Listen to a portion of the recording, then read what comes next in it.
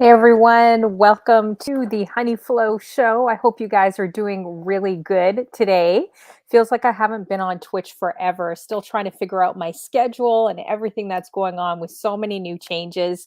But we're going to have a really special guest today, too, as well. He's going to be coming in a minute. And he's really special, really down to earth guy, really great DJ.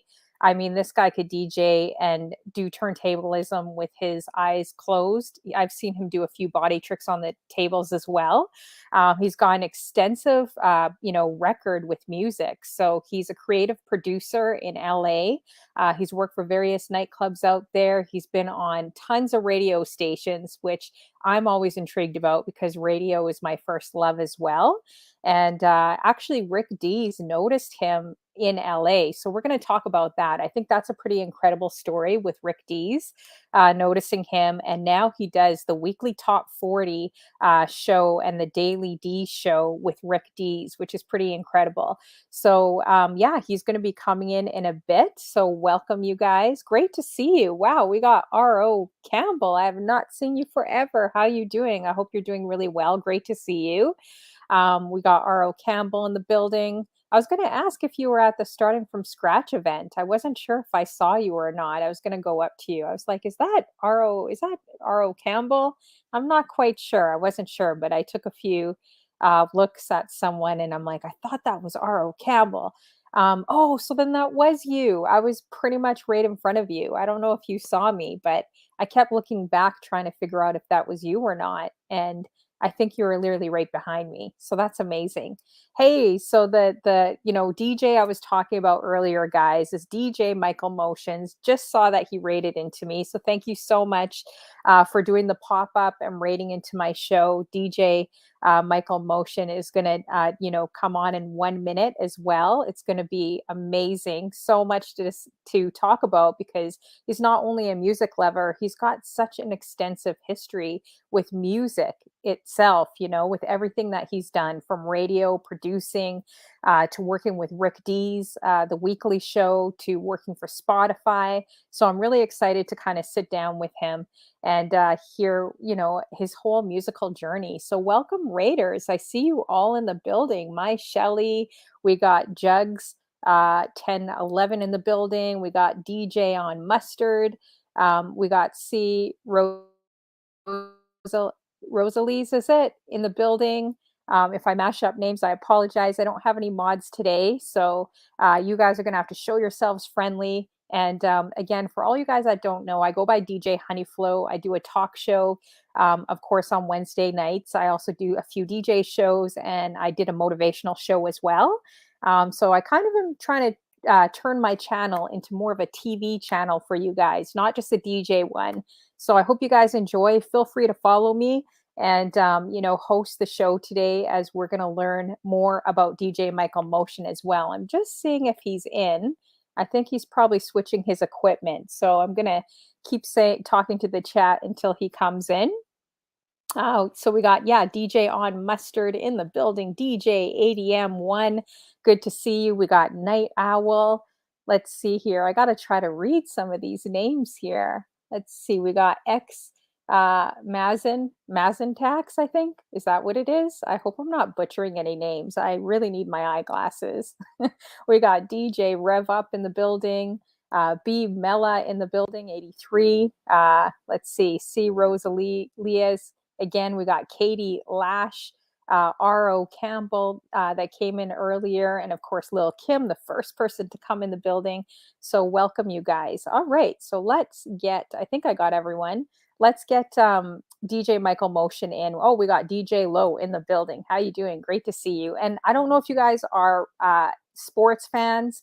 I'm going to talk to DJ Michael Motion about this, but I am repping, of course, my Toronto, my T-Dot, because I'm from Toronto, shirt as well, because it's kind of a make it or break game today. So hopefully, we'll win this game. I don't know if there's any Toronto fans in the building, but this is huge. This is like a make it or break a game for us today.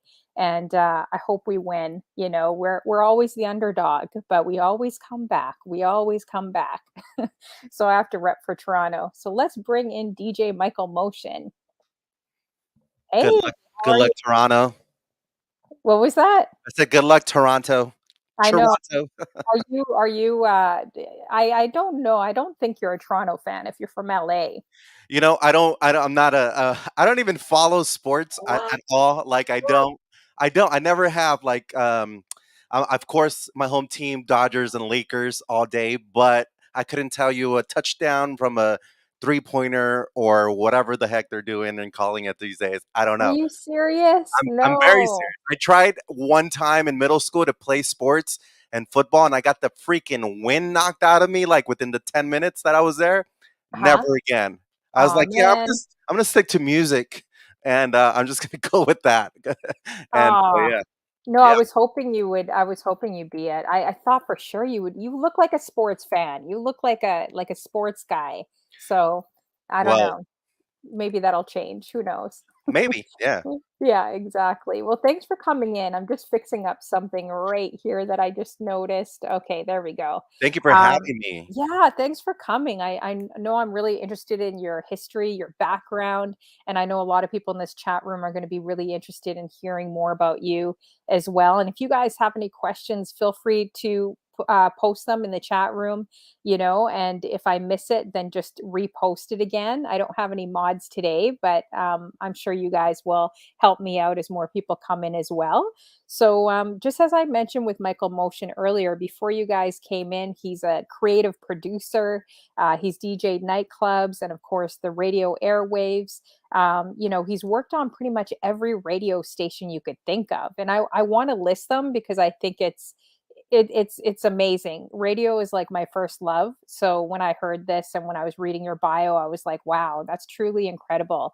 So some of the radio stations guys on the FM dial have been KLBC, KZLA, there's KPWR, KDAY, KWIE, there's KMVN, also KRLA, KT, I'll say, and then KXMX, KXOS. I feel like I'm reading license plates right now. When you're a DJ at a wedding, you're like reporting license plate Yeah. KXOS You off of the sound like dance the floor, please. DMV right now. EDM. Welcome B19 at window number 5. Exactly. But I felt like it was important to say because you've had a lot of experience, and I think that's truly amazing. And then also some other things that you guys might not know about him is Rick Dees actually discovered him, and that's a story we're going to get into a little bit later on, and put him on as a personal producer. How amazing is that? So that goes to show that you never know who's out there tuning into you. You never know who's watching you and who sees that potential in you, whether it's Twitch, Instagram, TikTok. I've gotten some festivals and events booked in other provinces here in Canada, just basically off of my TikToks. And like people were laughing at me being on TikTok so hard and laughing at the things that I enjoy doing in this season, like music, DJing, and TikToking. And sure enough, there was someone that, booked me for the Irie Fest. So you never know who's watching and who sees that potential. And, So dope. yeah, and to also just follow your dreams, right? You never know what opportunities will open up for you as well. So he definitely produces, and Thank you you, know, Sanja Fossey. I just saw the comment on this chat. yes, Sonia from the I'm looking at the chat, Netherlands. so Sonia from the Netherlands. But yeah, well, now that I've mentioned your little bio, we will get right into it as well. So are you originally from LA I too? am. Yes, born and raised in LA. I was born in in a city called Linwood, if you're familiar with Southern California. I was born in Linwood. I lived in a mortuary. I grew up in a mortuary. My parents lived in a mortuary where they Oh, have, wow. dead bodies underneath. So it was a Oh my God. two-story building, and I guess the rent was cheap or something. My parents rented the top building, and it was my dad's job to at nighttime come down and turn the lights on and off for like the building and the parking lot, and kind of like a caretaker there. And me and my brothers and sisters grew up around the dead bodies Oh my and like God. these caskets, and it was wild. It was crazy. Like now I think about it and I'm like, what? Like who puts their children through that? But I get it. I understand. But I think it does something to you up here. So yeah, that's where I grew up, and Wow. I turned out okay, right? I I don't know. wonder how much rent was then for them to be that is interesting, actually. It's very Yeah, interesting. no, it's hella creepy if you think about it. And then you kind of I'm one to believe in the beyond, I guess if you want to call it, and spirits and that kind of thing because of that. Because I can tell you stories where I might have seen things here and there, but mostly you can feel things. You can Oh, feel the energies, wow. and uh and yeah, that was very interesting growing up around certain types of energies and just knowing like, hey, there's something else beyond this world we live in. So Yeah, I definitely agree too. Yeah, that sounds a little creepy. I think Kaylee's I'm I'm good staying in Toronto. I don't know. That's interesting. So, what would you say? I mean, LA, of course, is known for so many different things, but where you grew up, I guess, what would you say it's kind of known for, or even LA in general? wow. It's such a melting pot, so different, so different, so many different cultures. So I grew up with, people of all races, everything you can imagine. We grew up together, played together, went to school together. So I'm not sure. I think now I just recently kind of moved away from LA, even though I still go back and forth a lot. But I guess this is probably what it's known for because the thing I miss probably the most is the food. The Mm, food yeah. is incredible because of that, because you have so many different cultures and styles and people, and so you get a plethora of whatever it is you want to eat this day or whatever it is. Now I'm kind of limited, and I do miss that. So if I had to say, probably the food. I love the Mhm. LA tacos and the food, and man, Awesome. yeah. I guess do they probably have horchata out there, right? Oh yeah, They horchata, got yeah, which I can't find horchata. I anymore, love but it, love I it. love They don't horchata. I don't Yeah, really see that too much in Toronto. Like Toronto, we're a collective and abundance of cultures too out here. But that's one thing that I find they have more in the States, like Phoenix or LA, they have that. They don't have I can't really find that out here. So I thought that was cool. Okay, so it's Kate Leasy. You must be a Torontonian. Are you from Toronto, Toronto? Because she goes Toronto, not Toronto. Yeah, Toronto, most Americans always make sure they pronounce the 2 T's, which we always find funny Toronto. because Uh-huh. we never say Toronto. How do We you always say we just say Toronto, Toronto? Toronto, Toronto. Like we never pronounce the last T. So you could Awesome. always tell you're not from here because all the Americans are always or people from the UK, they're always like Toronto. Oh, Yeah. look, she lived in Toronto for a while. Oh, she did. Okay, here, let me Awesome. yeah, check I your didn't know that. yeah. How Shout are out to you Keely. doing? We got everyone yeah, so many people here for you in the building. Amazing. Drea, what's Drea up, Drea? C. as Rosales, well. I see you. Says she's Boss Lady getting Q. hungry. Yeah, you guys have Taco Tuesdays. We don't have that out here. Taco It's hard. Tuesdays would be It's hard to amazing. find. I can't. I'm in the Midwest now, and I can't find food like that. I can't find tacos, LA tacos, and I can't. You get close. You get close. Probably about a 90% of the flavor and the way that they make it, but not like LA. I do miss that for sure. For I'd sure. be interested to hear it's Kay Leasy's experience between Toronto and LA. Definitely post if you saw some major differences, with the cities. I'd be curious to hear your experience on that as well. Yeah. So, yeah, so then, where did your love for music start? Like, where did it come from? Especially if you grew up where you grew up, and how did you just get so involved with music? Well, I think I was around a lot of hip hop, early '90s hip hop in LA. Where I grew up, it borderlines Compton, Long Beach, Inglewood on this end, um, like Southgate, Bell Gardens, HP. So all that area, especially in the early '90s, there was the groundbreaking hip hop that was coming to LA, and you know what, as a kid, I'm not gonna lie, some of it I was scared of it. Used to freak me out because it was like shooting this and killing that and this and that, and I was around that. I was around those neighborhoods they were talking about on the records, and so I gotta say, it kind of freaked me out a little bit as I got older into my teens. That's where my love for music actually came from, and I think that's when I started to kind of gravitate towards, I want to be around music. I wanted to be part of it. I wanted it to be a part of my life and who I was.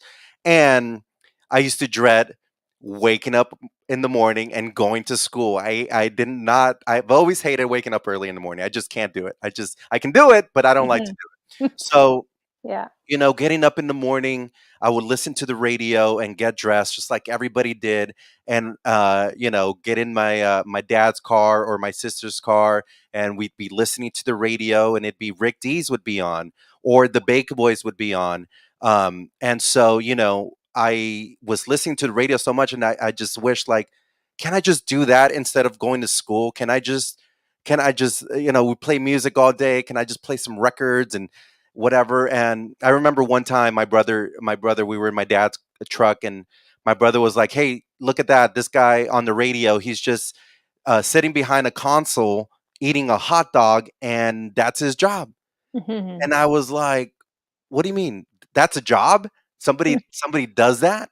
And that kind of like opened my eyes to knowing about that world, like, hey, you can actually do that, like, I am a kid from the hood and whatever, but whatever it might be that you wanted to do, whether it be go to a university, be a doctor, be a lawyer, be on TV, be in the movies, or be in radio, Yeah, you can absolutely do that. So that's kind of where that sparked for me, dreading going to school and just wanting to be around music and mixing and that kind of style of mixing because I was listening to the radio. So I wanted to do that. I just learned by ear. It's all I've ever learned just by ear. I never had any classes or whatever. I just had the most affordable equipment. I couldn't afford equipment either, so that was a struggle. But I think that's where my love for music came from, and everything else that I've done after that kind of comes from that. Yeah, that's incredible. Wow, that's another question I had. Did you have any like musical training or go to school, for music or arts or anything like that?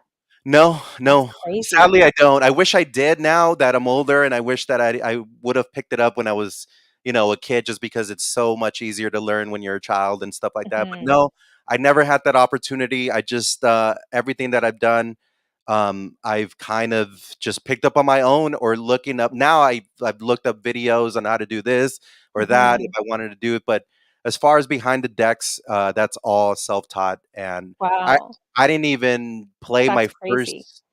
first gig until after, I wanna say, 6 to 8 years after training Really? in my bedroom, yeah. Just Really? So because you practiced for 6 to 8 years before yeah, you actually did your first gig?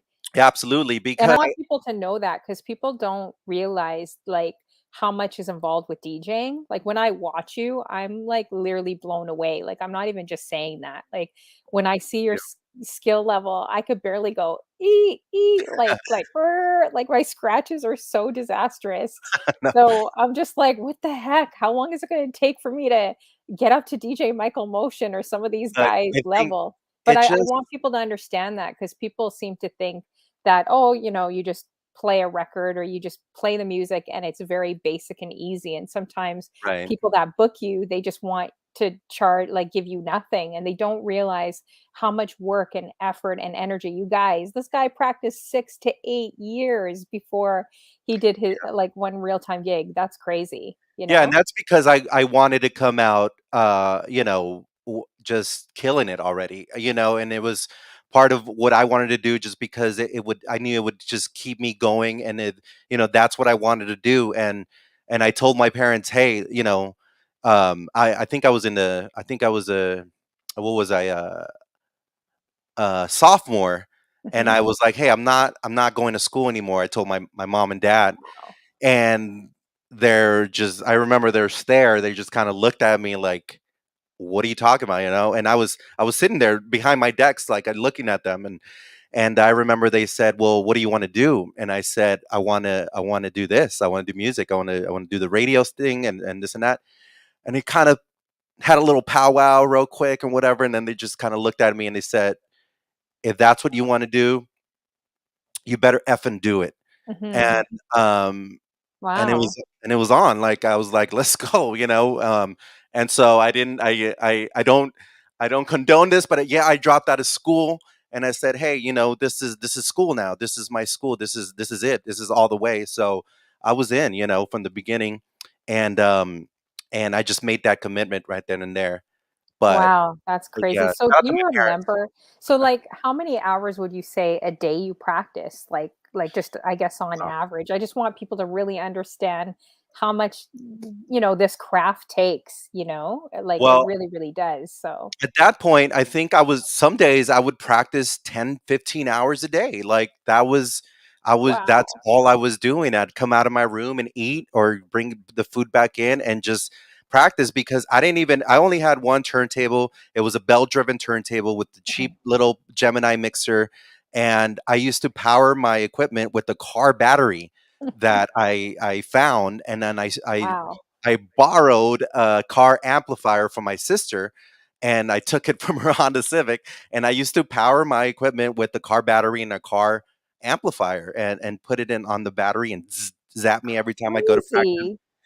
I And didn't even know you could do that, I really. didn't know either. I was like a Oh my scientist back gosh. then. I was just trying to make it happen that like the most I could and that worked and I had to charge that battery every month because the power would drain. But that's how I started. So I would just sit there and that's kind of why, I still lick my fingers because the grip on the turntables wasn't really that good.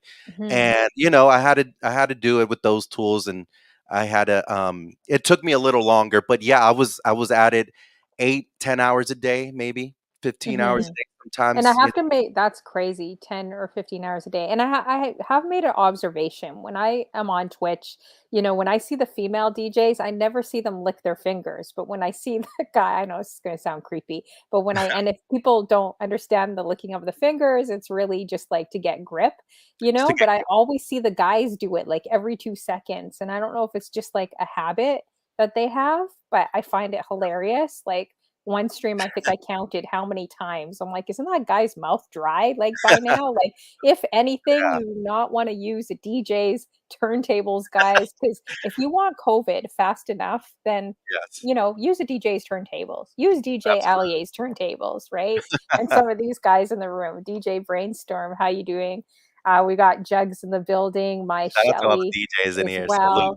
well. Um, let's see here. Yeah, salute to everyone. DJ as well. Buddy Lee in the building. Is it Cat My Rockin'? Shelly Rockin' Jux, 86?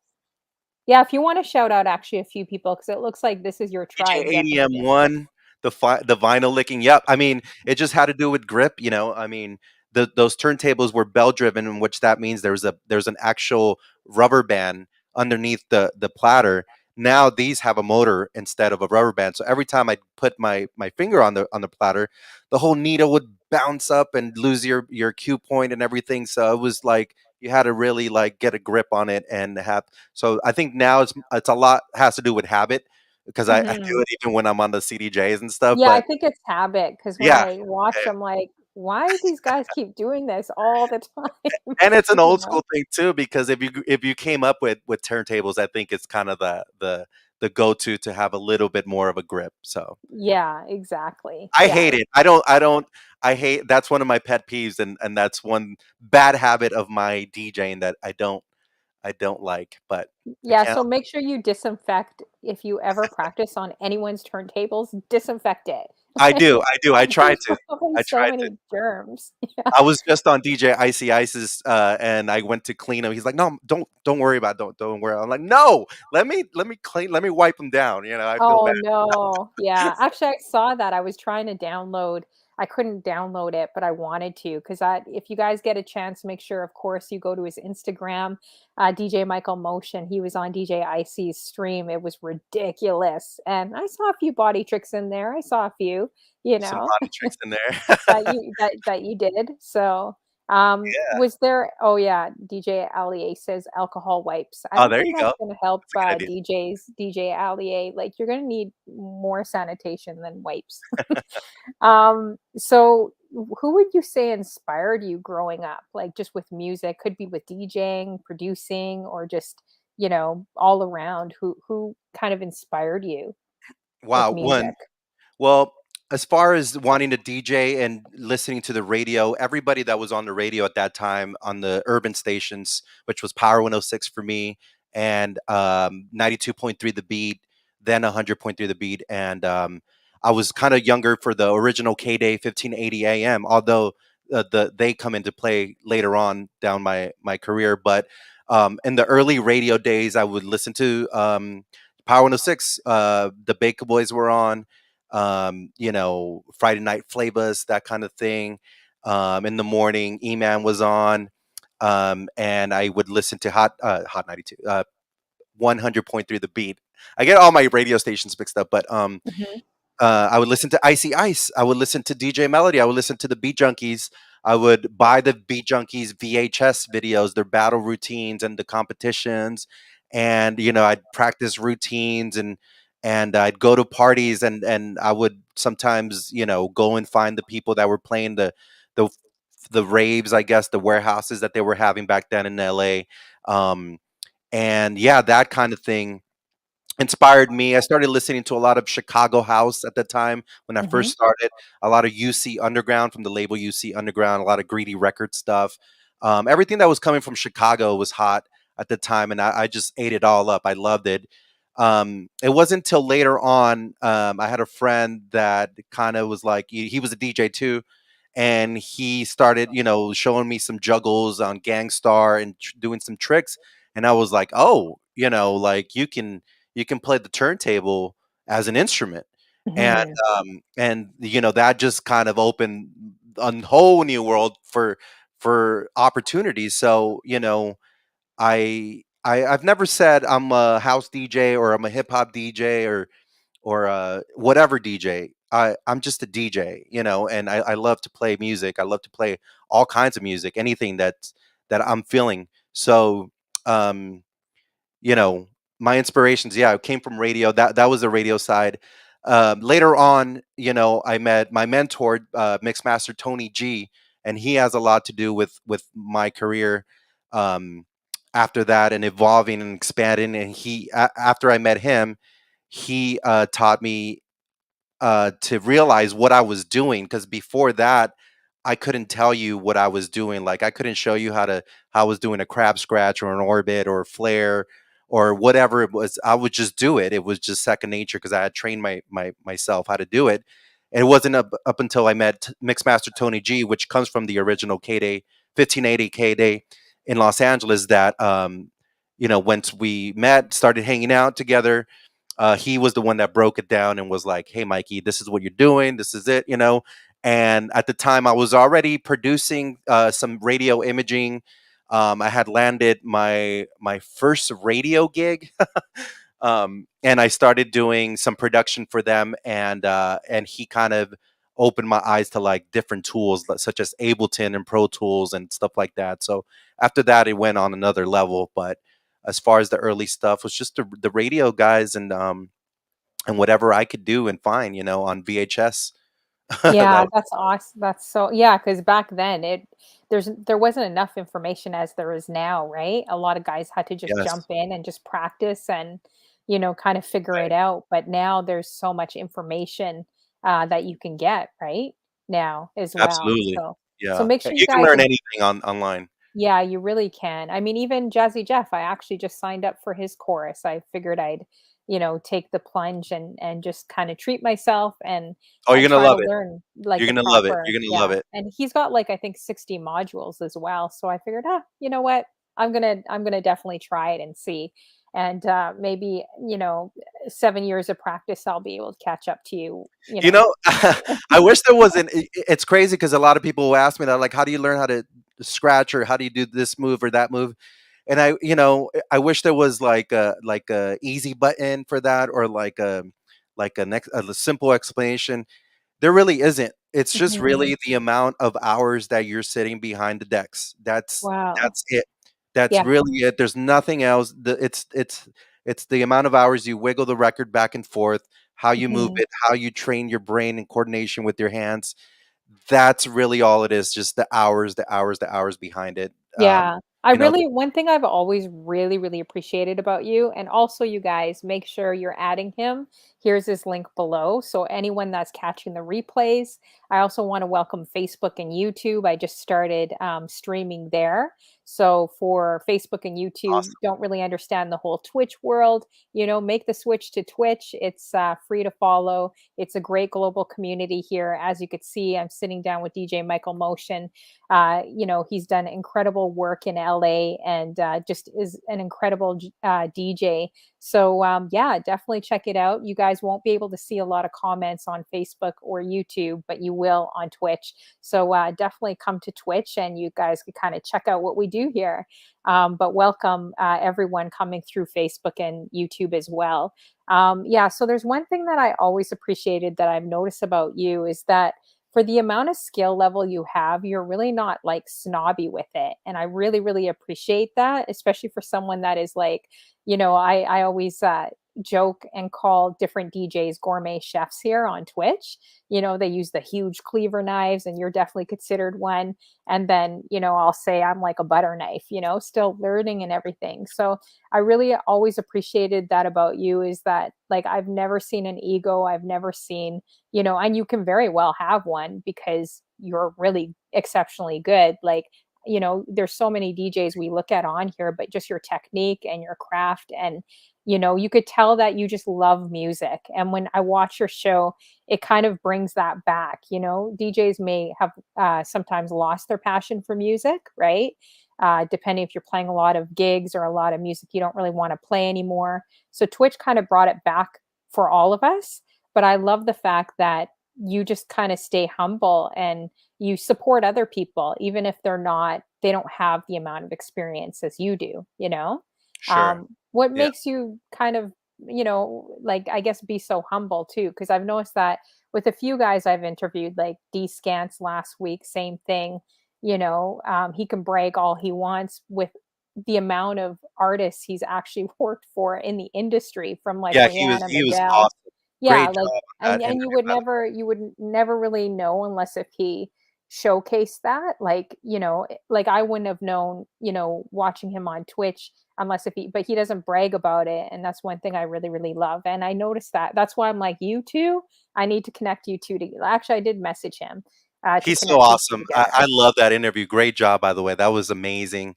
I sat there Thank the you. whole time, and I was just amazed by how much this man has done. And the thing that's rare is seeing somebody with the same amount of drive that Hmm. that I have, and that's very rare. A lot of people throughout the years have asked me, like, hey, can you show me how to DJ, can you show me how to mix, can you, and I'm always the same answer: yep, come by the studio, yep, come on down, come on down, come on down. I'm there doing it anyway, or I'm here doing it anyway, wherever. In my LA studio is the same thing: yep, come on down. And probably out of 20 people I've told that, one person has actually showed up. Oh, uh, really? yeah, yeah. And so Yeah. that Oh, wow. If I that lived there, I drive would come. I would definitely come. there, because you have that drive. You see what I'm Mhm. saying? That's something that you can't buy that. You can't gift somebody that. You can't um, uh, hand somebody that down. It's just, if you have that drive for something that you want to do, you're gonna do it, and you're no matter what it is that you do, if you consistently do it, you're gonna get good at it. Even if it's Mhm. a bad thing, even if it's a bad habit, you're gonna get good at that. So I just like to pass it on. I like to, pass it on, and I feel like, hey, I mean, it, people. I have taught other DJs, by the way, and they're off doing their thing, and they're successful, and they're right and stuff, and they pick up their own style, and I love that. I love that I have peers that I can go to now, and the people that I've trained, and it's just pass it on. Why not? I love to do that. I love what I do, and I don't expect people to do it. Like, even if I taught you how to DJ, uh, Mhm. chances are slim you're gonna sound exactly like me. So I'm not worried about, oh, he's gonna sound like me or whatever. That's shouldn't even be an issue, because everybody's gonna do it their own way, say a different style, and that kind of thing. So I feel, hey, why not just pass it on? I love that. I feel like you need to tell all DJs that, because this industry, let's face it, I always mention this on my show. It could be very ego driven, very self-centered, very like me, kind of like how the gram is. So for me, I always love bringing people, and it's always more special for me bringing people on my show that are just like down to earth. They love the music, they love the craft. They don't really need to like flaunt everything that they've done, because they're already confident in the work that they do, right? So Yeah, I just think that's something I've noticed about you from day one, so without knowing you like really sure. well. So I think, yeah, just keep doing it, because I think that's something very special, and it's something that the industry, I feel like needs more people that are It have that is. craft. And yeah. I think especially here on Twitch, I've seen that. This is new to me too. I've only been on for about a year, a little bit over a year, and it's I've noticed too. It's hard to find people that are like minded. Also, streamers. I mean, if you're a streamer, um, some people will kind of take to you, and you'll help each other out, and others won't, and that's fine too and stuff. But it's hard to find those people that you kind of connect with and click with too. They're gems to me, like you are, other people in here in the chat. ADM1 is one of them, all these Mhm. people, like it's just a beautiful thing to be able to come together and go through this journey. Whether you're on here for a year or 2 years, it's still pretty new. We're all just navigating through this whole thing together and growing together, and that's what it's all about. Like, really, just doing what we love to do, hanging out with people from all over the world, and connecting, and having them just be a part of your life, and now, they become family, and they become people you talk to more than your own real family and stuff like that. So it becomes family, and it's just a beautiful thing, so why not uh, share it with other people, other streamers, people that are doing the same thing, that are on the same path. That's just, what I'm about. And That's um, awesome. I love that. And also, a no to any DJs, streamers, broadcasters, anyone that has a platform, like, know that, like, doors open for each of us. So it's not one door in life that opens for one person. It's actually open doors opens for each and every one of us. It's not based necessarily just on skill. You know, People see something different in you that maybe others may not see. So I encourage, whatever field you're in or whatever you do, know that it's not really any competition, but we are in an industry where it can be very competitive. But just know that there's enough open doors in the world. That's how I see it. For everyone to shine. absolutely, um yeah, absolutely. we got DJ Buttle worldwide in the building. How you doing? Salute, Great to fam. see you. Yeah, how you doing? Good to see everyone. And of course, it's Kay Leasy says facts. Everyone has their own vibe. Yeah, and feel free to post, you guys. We got DJ ADM1. If you have any questions for Michael Motion, definitely, post. So do you remember, so you said that I still find that incredible that you spent 7 years practicing. Wow. Yeah. Um, and I was the opposite. I just went out. Like, I put a It's just, hat on, I wore it low, and I just remember my first gig, my hands were shaking. Because with a female DJ, it's a bit different. That it's like, if you're a female walking in the room, you command attention. Like, people do not blink; they just keep mhm, staring at you. mhm, Lugging equipment and hooking up cords and stuff. It's like seeing, I guess, a female that's a mechanic. I mean, we can do it, or a boxer, but it's just going to sure. command some attention, right? So Yeah. I just remember my hands like shaking like crazy, and I was so scared, and I'm like, "Okay, I'm going to wear my hat down low so no one can see. I can't see them, they can't see me." All right. But how did you feel? Like, did you feel pretty confident because you had 7 years of practice? And what was your first gig too? My first gig was a house party. It was like a Mhm. regular backyard boogie is what they call them in LA, and it was a Fourth of July house party that I did. I think it was in Southgate, a city called Southgate, or town, wherever you're from. But yeah, I had to do a Fourth of July thing, and I remember a fight broke out, and I was like, "Hey, this is my gig." I was trying to be this professional. How old was I? I don't know. I was like 16 or something, and like the fight broke out, and they were still fighting, and I'm still trying to get the mix right and mix and play music and stuff, and there's a whole freaking fight going on over here, and I didn't stop up until the point where somebody threw a firework at me, and it hit me right Oh, in my chest. are you Yeah, serious? I got hit by a firework, Oh my gosh. and at that point, I was like, "Okay, this is it." And I grabbed the records and I just put them in my bag, and I slowly made my way out of there. And I was a kid. I was a That kid. I was was your first time and someone threw a firework at your chest? What the yeah, heck? You yeah. got crazy stories, man, where you grew up. And There was always fights. Like, that was every party. Almost 90% of parties out there ended that way. I got hit with a bat one time here, Really? not because I Where was were fighting, just you? because I was running out of the parties where I had to DJ. No, it was nuts. Like, in order for you to kind of break out of a bedroom DJ into start doing some mobile gigs, or even into the club, you had to just I would throw a stack like this in my of records in my backpack, and I would go to these house parties. My brother was in a party crew, and I would go to the house parties that they were throwing and stand behind next to the DJ all night till about 12, 1 in the morning. They would look at me and say, "Hey, kid, did you want to play?" And I'd be like, "Heck yeah, I want to play." And so Mhm. you'd pull out your records, and you had 10 minutes to do your thing, and you had better come correct because that's all the time you had. And um and that was the time for you to shine and outshine the other DJ. It was kind of like it would always turn into kind of like a little DJ battle.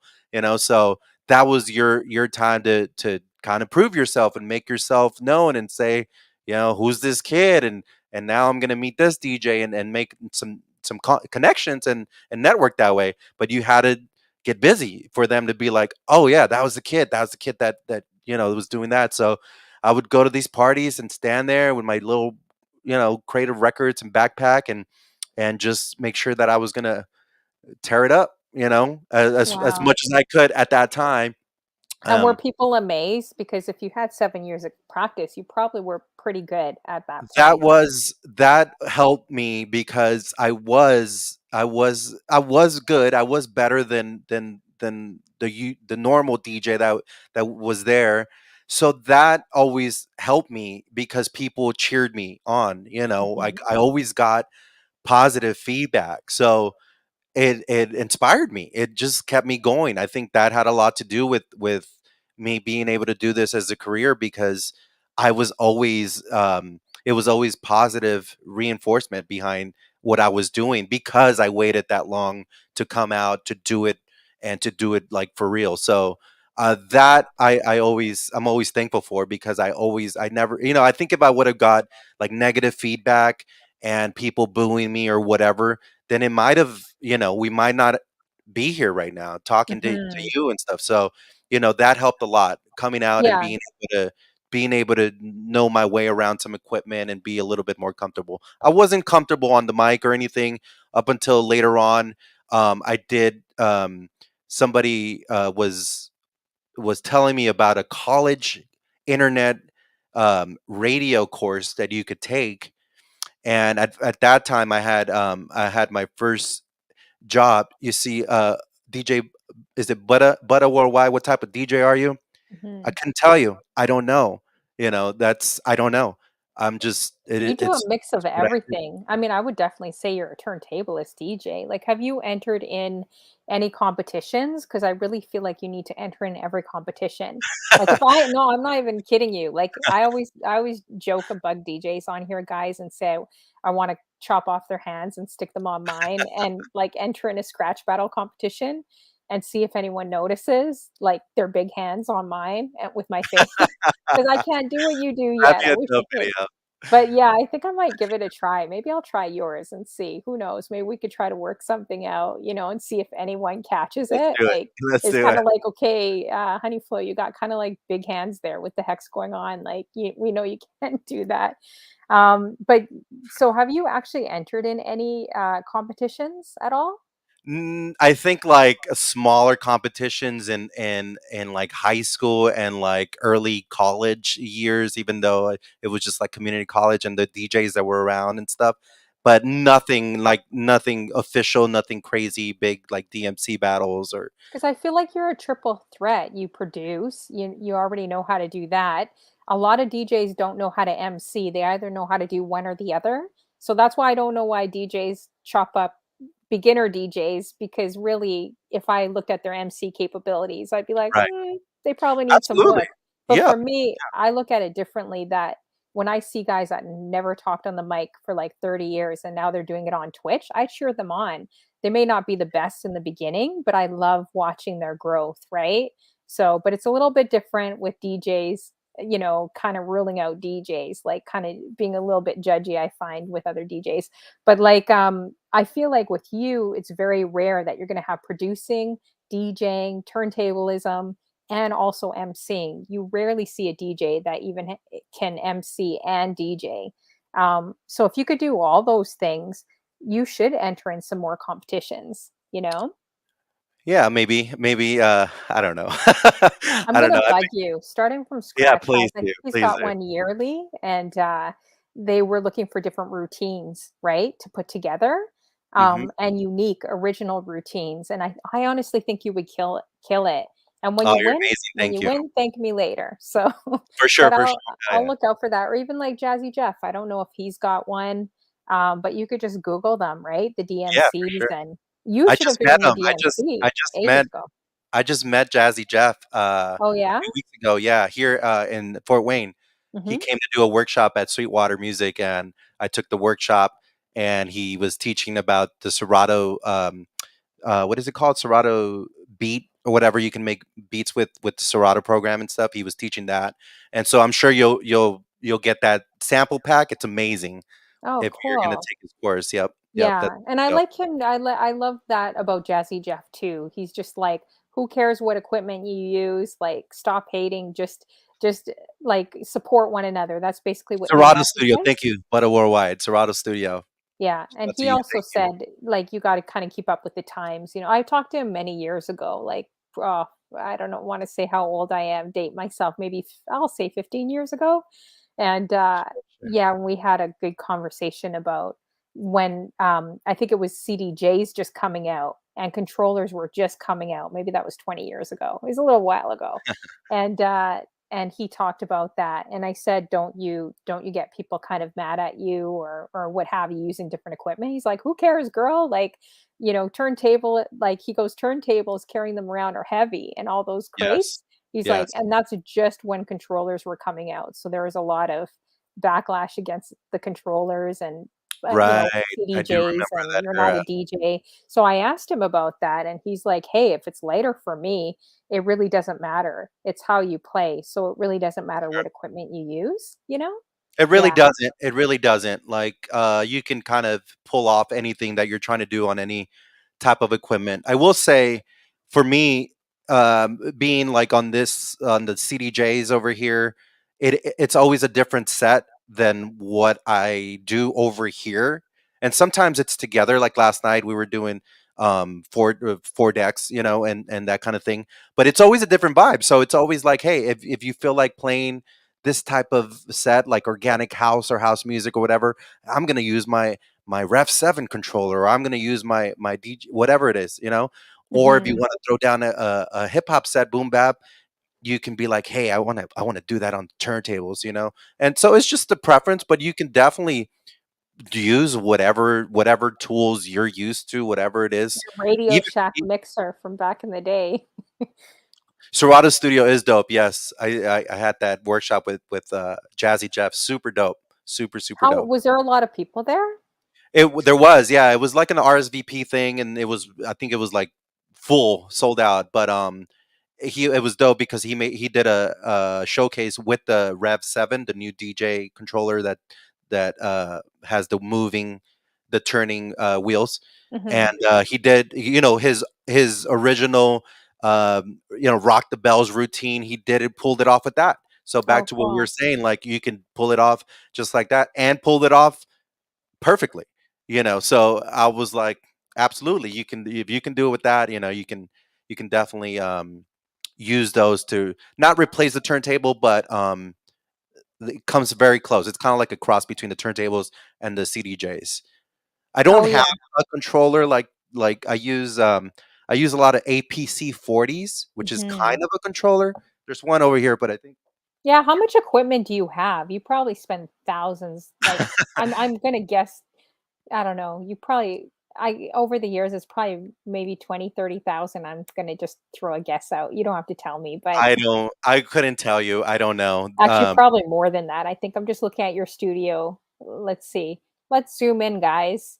Oh, you can't really see here. Let's spy on his you actually have a really nice studio. It's really, really nice, Thank you. actually.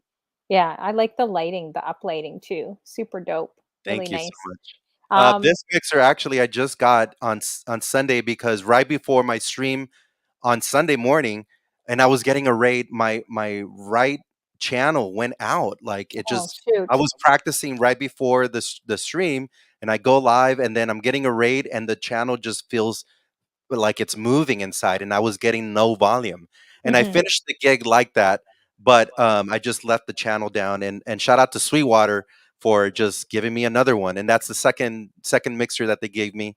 I used the Pioneer DJ S7, and the same thing has happened with two Hmm. S7s that I've had. So it might be a something to do with the way that they built this mixer, or maybe I'm just going too hard on it. But There's shout out so to much 21. though, even with software and hardware and like all this that stuff. Like, yeah, sometimes I don't get to. Sometimes my plates will just stop, like, it just go dead. Like I can't do anything. It's just like, oh, Really? Yeah, yeah, I see, don't know. It's sometimes weird. that happens with my, the phase DJs. I'll be in the middle of a set and it'll just lose the control, and Hmm. I'll have to jump on this side or go do something over here while I re-plug it in or something, or restart or something. It's just always the case. I think the more buttons and equipment you have, the more of a possibility that things can go wrong with anything. So it's gonna happen, and where you're playing live, everybody gets to see it, and Like it's not a wedding. I'm okay if it's on Twitch, but if it's a wedding, that's when I would probably freak out, or a Dijon, corporate event. Yeah. Dijon Um, must. he said too much fire, fire for the pioneer. That's true. It is too much fire. So do you guys remember, or actually, do you remember your most memorable event that you've ever had that really stood out in your mind, DJing?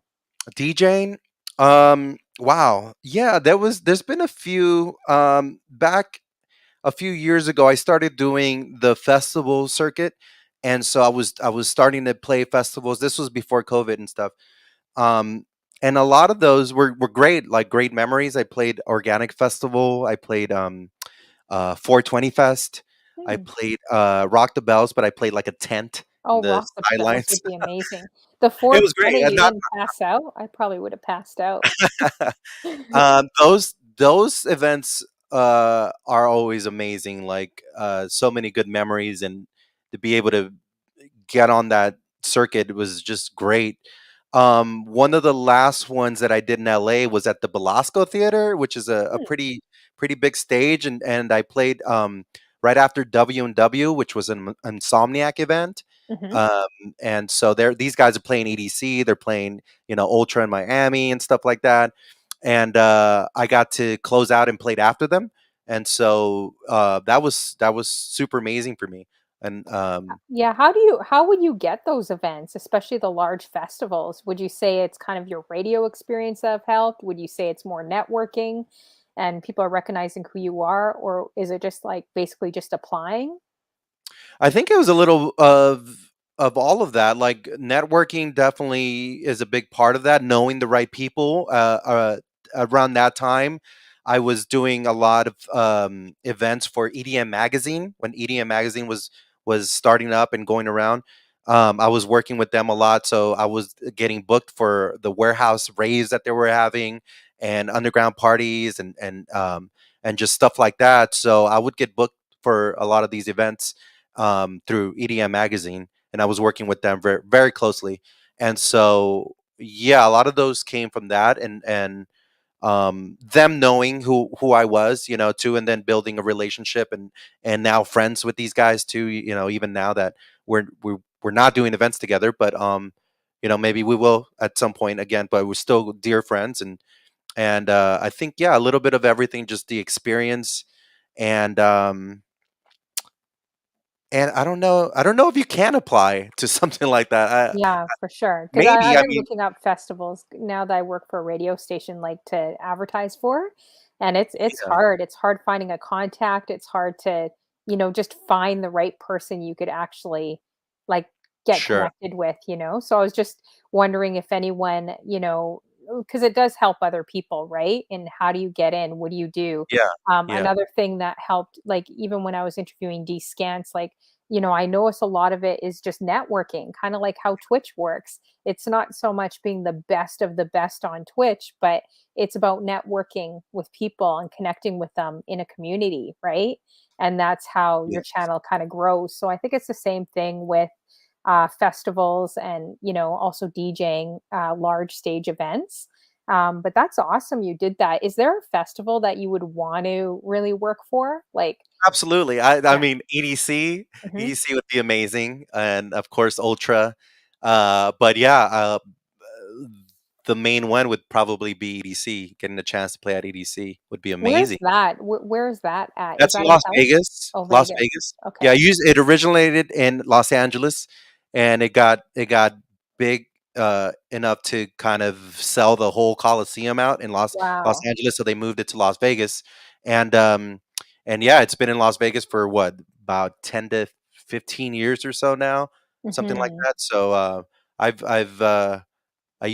before COVID, I was going almost every year, but now it just kind of stopped. Although they just had it, and I wasn't able to go. But yeah, that would be one that I would love to do, and that would just be like amazing.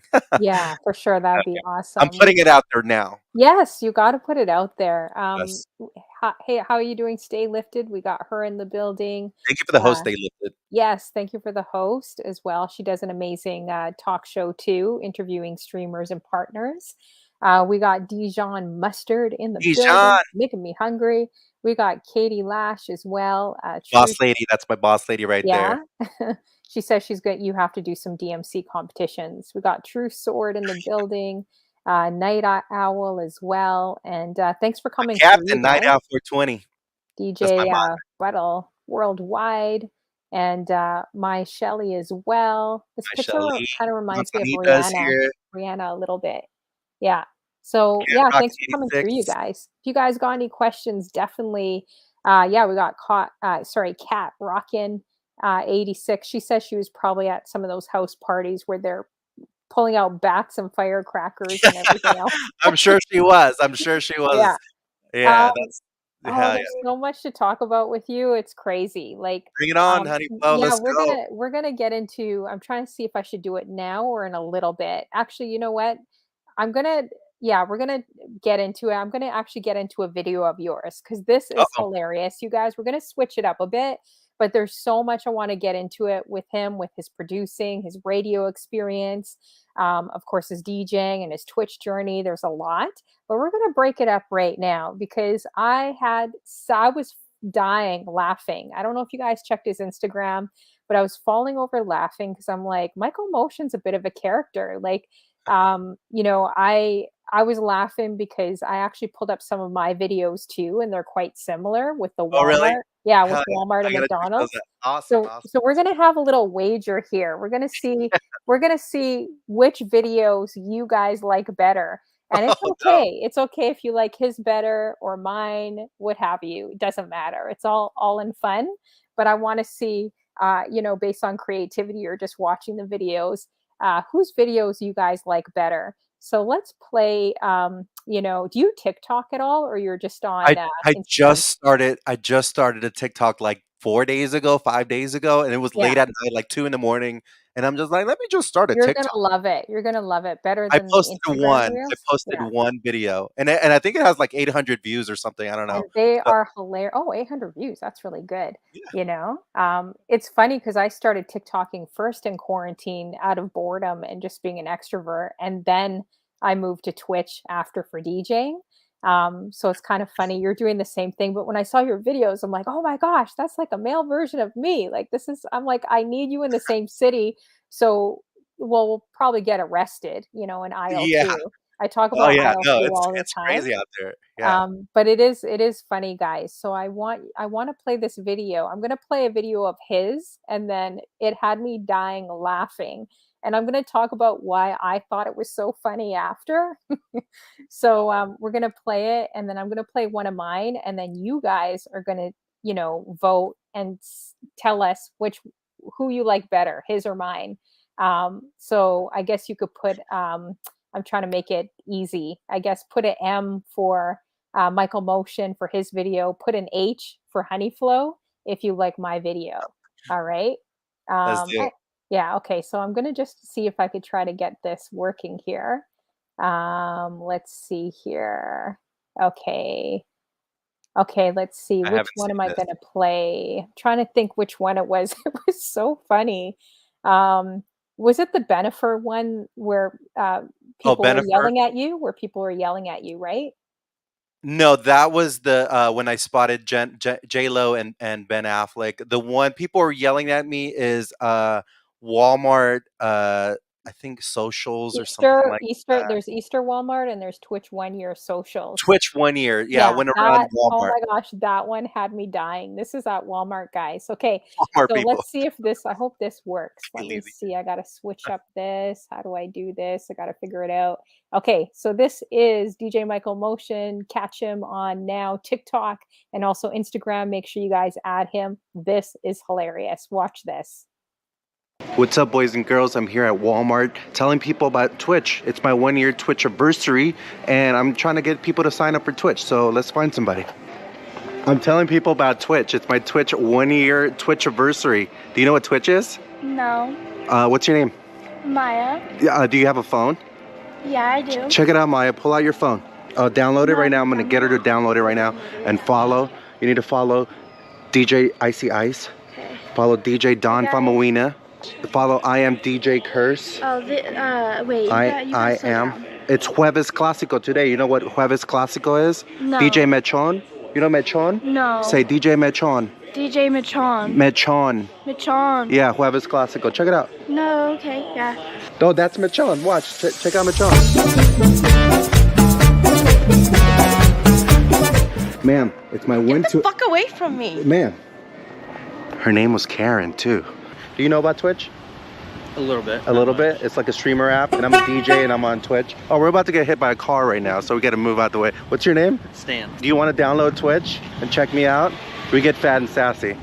Yeah, sure. Yeah, let me try to get her. Ma'am, can I get you to... Ma'am? Fuck! Get the fuck away from me! Ma'am. Ma'am, let me tell you about my Twitch channel. Twitch.tv/DJ Michael Motion. Ma'am. Let's get fat and sassy. Oh my gosh, that is hilarious. I'm dying laughing. And normally I don't put profanity on my show. I think some people left the room, so sorry. YouTube, Facebook, I should have mentioned it. Oh, man, But sorry. I thought that was hilarious. I was dying. And the thing that I was laughing so hard with is he has no hot clue in this day and age. Okay, I was just explaining to him, actually, first I'm going to ask you what motivated you to make the video. I'm just going to ask you that. It was my 1 year anniversary on Twitch, so I really wanted to tell people, like, I'm trying to grow my channel. So I was out there in the middle of Indiana telling people of Walmart about Twitch, and it's hard because they don't know what Twitch is, and No, they don't know. I'm just telling, just doing God's work out here and telling people about Twitch. That's really was It it. was so funny. I was dying laughing because the aggressiveness too. Like, it's so abnormal for people like us to talk to strangers in 2021. People get really freaked out. And Yeah. I kind of understand a little bit because I did mention, I don't know if you knew, but I did like human trafficking, Yes. against human trafficking Wow, that was fundraiser amazing yeah, too, by the with way. 100 streamers, guys. I don't know how you And pulled that one off. That's yeah, congratulations. thank Huge you. congratulations. I didn't sleep, Wow. I didn't eat, I didn't drink for 6 days. So that's why that's Wow. why I was pretty I just didn't really do shows for a couple weeks after. But the reason why I'm bringing up the human trafficking thing is it's so funny because DJ Michael Motion is like chasing these girls and he's just like, "Hey, hey, hey, my Twitch page." And he's so oblivious to, like, I guess some of the things that go on is very common. So that's why a Yeah. lot of women were probably really aggressive with you and is like, "Get out of here," Oh, I don't blame them. like Yes. they're ready to throw down on you. But then but the thing is Yeah. you still didn't get it. You just kept running after them. And I'm laughing my head off because if you knew the stories that, this whole week of doing against human trafficking and raising, like, I guess, money for a restoration house for victims, like, if you knew half of the stories, I'm like, you can't do that. You can't Do be that. chasing like Yeah. cars and women. Like, I'm glad no one pulled a shotgun out at you, on the street. Absolutely. Yeah. I got lucky, but Yeah, but it was you know, funny because you probably were not thinking anything like that, or thinking that you would come across as creepy. And that, I'm pretty used to women running away from me and thinking I'm a creep. That's been story of my aw, life. So that I'm no, pretty used to that. That's fine. But no, yeah, you no, gotta I chill don't with that. people don't you don't get a lot of people that might look like me out in the Midwest too. So that's a scary thing. If I saw a guy like looking like me coming towards me, yeah, I'd be freaked out. So I I told wouldn't him, be "Oh, scared. You have eyeglasses on. You look, I have I you look like you're I know, I do. You you don't can't actually, I thought the girl in the video was related to you. I thought she was your sister or Maya, you said? yeah, I was No. like, "Are they related?" No, It's the she's eyeglass thing. she's white. I'm a little Mexican kid from LA. Oh, okay. All right, I wasn't sure. Oh, thank you so much, DJ, Buttle. I always say it's Buttle, right? I wanna say Butta. DJ Buttle Worldwide, thank you so much for the subscription, just looking at another computer here, and thank you Absolutely, guys for the yeah. follows, as well, and, yeah, so the eyeglasses, I It might thought be safe because I it's, didn't I wanna say it was your daughter because I didn't really wanna age you, but then I kept looking at the video, I'm like, "Hmm." Are they related? Because she just started dancing with you, and then the eyeglasses. Machon got her dancing, DJ Machon. Oh, He really? got her Because dancing. you guys both look like you could be in a lens crafter. Do you guys have lens crafters out there commercial with your eyeglasses? And so, yeah, that was hilarious. I was dying, especially with the ladies. Like, I didn't think they'd be that mad at you, but Yeah, I some yeah, some people would people run were away. mad, but Yeah. I'm gonna play, a video I did at Walmart. It wasn't Oh, yeah, for let's my 1-year anniversary, but it was actually for, I guess, achieving 1,000 followers, and I didn't realize in the video, but someone dropped their bananas because I was screaming so loud. So then this worker just dropped their bananas, and then I had another one say I said, "Aren't you happy for me? I made it to 1K," and she's like, whatever. I'd be more happy when you make it to 10K. I was like, wow, excuse me. and So that's the truth too. it's That's rough out there. People yeah, are mean. Yeah. So let me absolutely. play this and I'm gonna see what video you guys liked better. You could put an M for Michael Motion. I know Oh, we got true fans in the building for Michael Motion, DJ Michael Motion, and you could put an H or put my name for Honey Flow. Okay, so we're gonna play this video and definitely flood the chat room with M's and H's if you like mine too. Okay, let's see if I could do this. Let's see here. I gotta figure this out.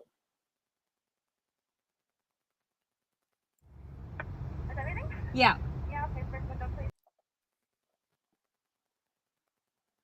Hey, guess what, guys? I reached 1,000 followers. You guys excited for me? 1,000 followers on Twitch.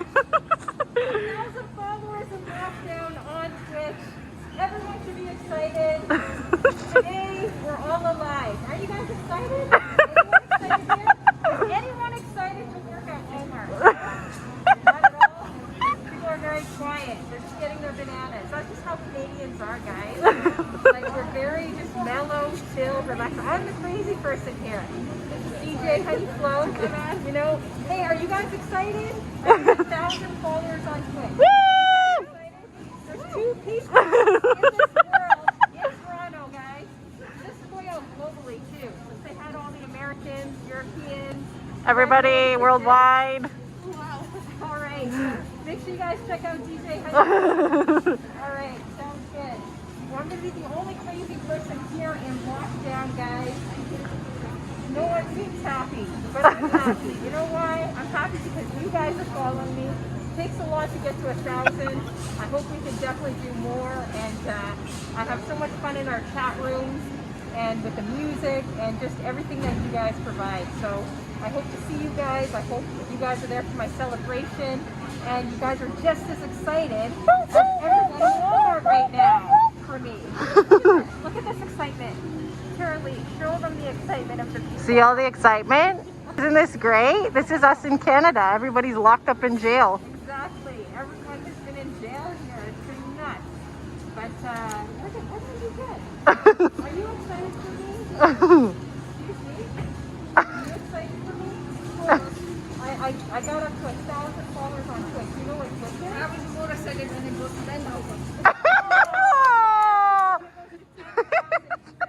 When it goes to 10,000, at least there's one person in the world that believes in me. And it's someone here at Walmart. You can be more excited when it gets to 10,000 guys.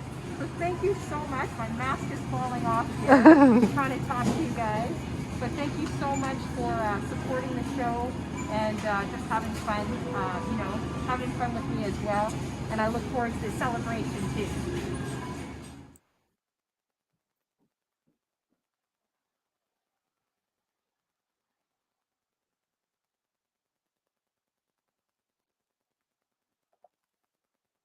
There we go. That was an old video. That was like good.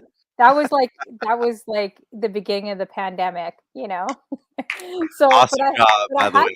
but I Awesome had job. to play it because it was funny because like you did a video in Walmart and I did a video in Walmart. I did a video at McDonald's drive-through. I don't know if you did one through a drive-through or at McDonald's. Like it's just so Starbucks, yeah. crazy. I did Yeah, one. it's so I didn't. crazy I that we haven't. did the I same. haven't checked them out, but yeah, that's so dope. See, that's Yeah. what I'm talking about. Like-minded people, you know, and I love it. I love that. Yeah. At least I didn't get yelled at like you, but a girl did drop her bananas and one in the end was like, "Yeah, I'd be more excited when you reach 10,000. Like, get Oh out of man, here," kind of thing. I was like, yeah. "Whoa, so rude." So T for Ty, it's K Leezy. So which one did you like the Take it. best? I'll I take like it. Michael Motions. I'm gonna put an M. I like You guys, yours. you guys Yes. are too nice. DJ Buttle Worldwide. I think he gets it though because he was literally chasing women down while they're trying to speed away from him. Like they're trying to drive away. They thought he was probably a serial killer and he kept running after them. I'm like we don't have guns, I guess, legalized in Canada. So I don't know what it is like in California, but I don't know if you have to be a bit careful. But yeah. Photo Quet says both videos are funny. Photo quiet. Shout out my Oh, man, Photo Quiet. Dijon Mustard says H&M. H&M. Oh, H&M. There you go, H&M. Oh, you guys are too kind. Kit NC says 45 says Oh, both. thank you, kitten. Let's Thank see. you. It's Kay Lazy says, who knows what goes on in Indiana? Run Right. first, ask questions later. That is Yeah. so funny. That is hilarious. Yeah, I drove through Indiana actually, I think, to get here. But yeah, we're gonna play. I'm trying to see if there's another video too, because there's a few fun ones. Let's play another one actually, because I liked some of the other ones that he did here too. I'm so excited for my next one too. I'm working on it. Um, I've been working on it today and tomorrow. So hopefully that's ready by Friday for my stream Friday. And I'm so excited. it gets addictive. Like you're gonna So have fun with TikTok because there's a lot of filters and edits, so you're gonna have fun yeah, I doing it. just found that today. I've been looking for a specific thing, and so I just found it today, and I started getting some footage. So I'm super excited for that new one. Yeah, exactly. Yeah, you guys are all kind. Everyone's saying it's a tie. Oh man. Yeah, that's so funny. Oh, let's see. Oh, hey, here's Dick Tac. I always call her Tic Tac Toe because I can't say her name. Do you know how to say this? Right? Did Didactic? Didactic? didactic did Yeah, didactic. Oh, I think I got didac- it. Didactic. didactic. Those watermelons were so exciting. What you said. Oh my gosh. Um, it's and the funny thing is I always talk about finding love in aisle two, guys, on my show. So finding love in aisle two of your Walmart, your Costco, or your grocery store, or if you're in a relationship, I talk about restoring the love in aisle two. So it's kind of funny how we both landed in the aisle somewhere making crazy videos and Kaylee, scaring people, you know. Let's see. Yeah, it's Kaylee, so that's hilarious with Indiana. Okay, so let me play. I'm gonna play this Easter Walmart one of yours and see what this oh, one's all okay. about. Yeah, Yeah. that just happened. So I went around just asking people how they might prepare for Easter and what do they do and that kind of thing. Oh, So okay. All that's right. So let's play this one then. Hey guys, we're back here at Walmart. I'm walking around Walmart and I'm asking people how they get ready for Easter. So check it out. We're gonna ask some folks how they prepare for Easter. Hi, I'm here with Michaela. Michaela. And what do you do to prepare for Easter? We usually just plan a little mini vacation somewhere. Like we're going to Wisconsin this weekend. What? So, yeah. You guys go to church at all or anything? No, not really. He was born on Easter, so we celebrate his birthday. What? Happy Yeah. birthday, bud. Have you checked me out on Twitch? So is there anything specific that you do to prepare for Easter? Not really. Not really? No, we Do you have a family big gets together. Yeah. you have a big feast? Yeah, we have a. You do anything to prepare for the big feast? Well, the whole family does. Yeah. Each person brings a dish. And you guys eat up. Yeah. Do you happen to exercise before the Easter? No, I don't. No, no way. I leave that to the kids now. Right on, right on. Yeah. This year I think I'm gonna hide some eggs and tell the kids go find them without really hiding the eggs and see how long it takes them. That's a good idea. They probably never find them. Like we have a gathering of about 40 people. What? And you have to feed everybody? Yeah. Everybody brings a dish? Bring stuff. Everybody does their part and brings a dish? Yeah. The Easter Bunny's favorite restaurant? IHOP. Is there anything that you do that you prepare? Not anymore. Not anymore? When my kids were home, my wife was alive, yeah. What did you do before that? Oh, we used to get Easter eggs and plant them all over, and bunnies, chocolate bunnies. Yeah. Go to church and that kind of thing? Or Oh, yeah. last year, a burglar broke into the church. The cops chased him all around. They caught him by the organ. Hey, sir, I'm on YouTube. You mind if I ask you a question? How do you prepare for Easter? You don't want to go on camera? Everyone loves Easter. Actually, I have a doctor's appointment. I'm not doing anything. You have a doctor's appointment? You want to hear a funny doctor's joke? Yeah, sure. So, what do you call a cheap circumcision? A ripoff? A ripoff. Thank you. Awesome. High five.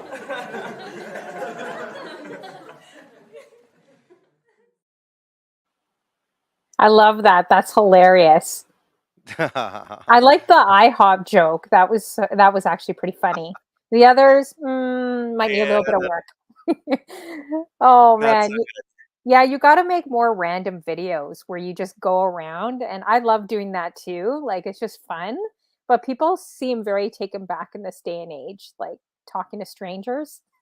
So I'm glad to know it's not just in Toronto; it's where you're from too. You know?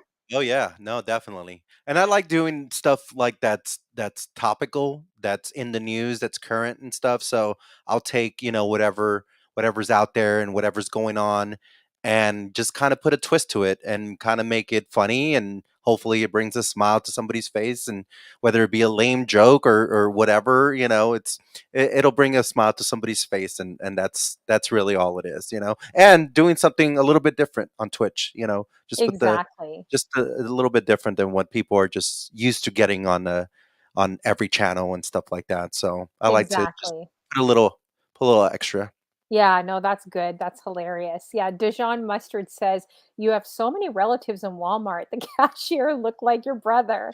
I don't think he The did. cashier then? That's kind of like I a don't nerdy little kid. I don't I think he don't looked like you, but I think the girl looked like you for sure. You the know, first girl in that video. yeah, yeah. Like I was like, is she related? I think they're related. Maybe they did a video together. Totally different race, Sorry. but no. I remember I think the first time I dropped in your chat, you were like, "Hey, Michael Motion. Oh, he looks like I think you said like Cuba Gooding Jr. or No, somebody no, I never totally did. off, I never totally did. No, no, or no. There was someone else said you look like Common. I was like, what? totally He looks nothing like Common. What are you talking about? How does he look like Common? You know who I said I think you remind me That's of? You remind me of Snow, Informer. oh, Every time I Informa. yeah, every time I see Snow, you remind me of him. Does he not look like just a little bit, guys? Just a little bit. But someone in the chat, I think we were joking around talking about weddings. We're bugging. I was harassing people in the chat room. I don't know. I think that's how I met you. We were joking around. But someone else said you look like Common. I'm like, you look nothing like Common. You're not even the same background. It's I like, wish I did. you know. If I was common number 8 up there, that I'll take it. That's fine. Yeah, I don't wish I look like him. I wish I was Tiffany Haddish. That's what I wish, Tiffany had. because she dated him off of Oh, Bumble. did she really? Like if I knew that Tiffany Haddish shot on Bumble, I would have signed up for Bumble. You know, Wow, that's Common insane. is like my hip hop crush. Common, definitely. You So know, good. so So but I good. don't understand how someone got in the chat room saying you look like Common. I was like, what? Do they need Hey, glasses? look. you I'll know? take it. I mean, I look nothing No, like you don't. I'm gonna But you see snow a little bit? A I don't little know that tiny I bit? remember what snow looks like. I remember the videos kind of, but I don't remember, like, I couldn't tell you, you Yeah, know? you're gonna have to Google. I just it just reminds me of like a '90s artist, I don't know, like you remind me of like a '90s like art, but snow I can see a little bit. I don't know. I could be Nice, wrong, but nice. let me know if anyone else thinks he looks like snow in the chat room too. But yeah, no, those are cool videos. Keep going with them too. They're fun, they're entertaining, and it's always good. I'm like that too. It's good to just bring, positivity to people. If people think it's weird or not, or yell at you, like it's just fun to do something So much fun. creative. And not everyone can do that, right? And I think the thing that's interesting is it's always that spontaneous, like you don't Nice. know what someone's gonna say or what someone's gonna do, when you interview them, or that's how it was when I was on radio before, like, you just never know, like, what someone's gonna say when you're on the street and you're interviewing Right. people, and that's what makes it funny, Yeah. Some people especially with are older people some or people are young like people. that, like, "No, I'd rather not," and then Yeah. they're like, "Well, what is it about?" And then they'll just open up and start opening up, and you better just keep rolling on the camera because they're gonna open up, but at first, most people are like, "No common mistake." Photo Quiet says, "You remind him of Dan Levy." Dan Dan Levy, Levy? I I do get gotta that a lot. Google. I gotta Google Dan Levy now, I don't yeah. David from Schitt's Creek, yeah, that's Dan I get that, I do get that on my Oh, streams really? a lot. I'm trying to Google right now as I'm talking to you to see Dan Yeah, Levy. I I do think get it's just the glasses. It's just the glasses. I think we're getting, confused with the glasses. the Like, glasses is everyone funny. in the chat room said you're related to everyone at Walmart with your glasses. So, I'm more of a Walmart folk type of guy. oh, man, that's so funny. Oh, yeah, that guy, Khaleesi has the emote right there. There you go. Oh, right here. Thank you. Yeah. You guys think he looks like I think he looks more like Snow than Dan Levy. Maybe a little tiny bit, but I don't know. I think it's just the glasses. Anyways, so going back to definitely your producing and your radio, I wanted to talk about that a little bit more too. So you actually had Dees, notice you. Can you kind of tell the story? And he put you as a personal producer too, which I find truly incredible. Like, how did that happen? Yeah, so at the time I had landed my first radio station, which was a country radio station in Los Hmm. Angeles, the only country radio station. That was the first one to hire me. I applied everywhere and they gave me an interview and I actually went for the interview. They didn't hire me and I kept applying everywhere. And then a year later, I applied again, and I think they forgot they had interviewed me, and so they gave me another interview, and I went in and I did it as if it was my first time there, and this time I kind of knew what to say, so I landed that job as a promotions guy, going out to the events. I went out to all the country events Hmm. and plastered banners and stickers and got on the mic and hosted like movie screenings and did the prices and stuff like that. And so after that, the station fired everybody, which is very common for radio stations to do. Hmm. And they flipped formats, which means they're going to play different type of music. So they actually kept only 3 people that worked there, and luckily I happened to be one of them because I started getting into production at the time. I was like doing the promotion stuff and doing the events, but I met the creative services director, which was producing the commercials and writing the commercials, and I started helping him a little bit. And so when a radio station flips format, they need the people that do the imaging, which is the station branding, all the logos that you hear, KPWR, Los Angeles, or whatever, Hmm.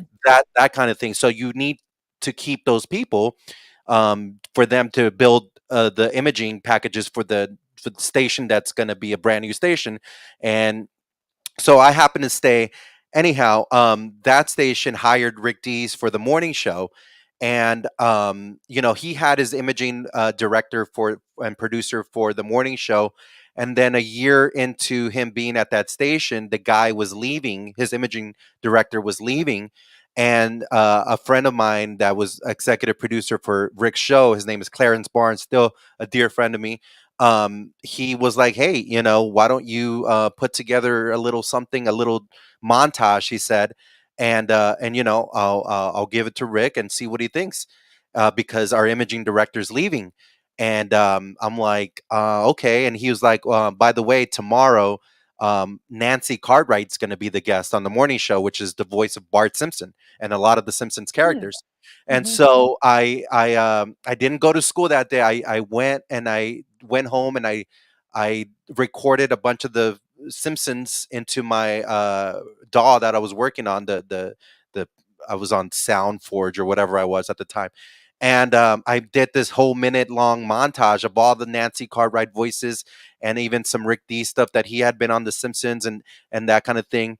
And I emailed it in, and the next morning I'm driving to school and whatever, and I'm listening to Rick Dees in the morning, and they play it. He aired it, Wow. and at that Crazy. point, I pulled over and I'm like, I parked at a Wiener Schnitzel or something, and I'm cheering, I'm like screaming all over, like holy stuff, like my stuff just got played on the radio, and Did and they mention you? Did they mention they you or didn't no? mention they didn't mention me there, but I got a call right after the show, and it was Clarence again, Clarence Barnes, the guy that told me about it, and he's like, "Hey, Rick likes your stuff, and why don't you do one for tomorrow?" And I'm like, "Well, who's tomorrow's guest?" And Wow. he's like, "Oh, it's Lou Diamond Phillips, who was in La Bamba with Rick Dees." Yeah. And so it was on. Like I was like, I didn't go to school that day. I drove to Blockbuster Music Video. I mean, and I bought the movie La Bamba because back then you had to buy movies. There was no Netflix or whatever. And I took it home and I ripped the audio and I made a 1 minute montage with Blue Diamond Phillips and Rick Dees in it, and I I dressed it up with sound effects and everything, and I produced some music behind it That and is that kind of so thing. crazy. How did you rip it up though? Like, did you have some type of machine? Because So Blockbuster, those are VHS tapes, and like, There were it how was a DVD. It was a oh, DVD the that I got. DVD? So I Okay. was able to Okay. put it in the computer and Mhm. somehow record from the internal mixer to SoundForge. I was using SoundForge at the Oh, time. SoundForge. I remember SoundForge. Yeah. Yeah. And I did it, and sure enough, he airs it again the next day. Wow. And and then Tommy Owen, which was the producer, he calls me and he's like, "Hey, Rick wants to meet you." And so he's like, "Can you be here at the station, right when the show ends?" And I was there right at 10 o'clock when after the show, and Rick comes out, and I'm right there. He's like, "Hi, I'm Rick Dees," and I'm like, "I know," and Yeah. and he's like, "I'm a fan of yours," and I was just like, Aw. "Wow, I'm a fan of yours," Mhm.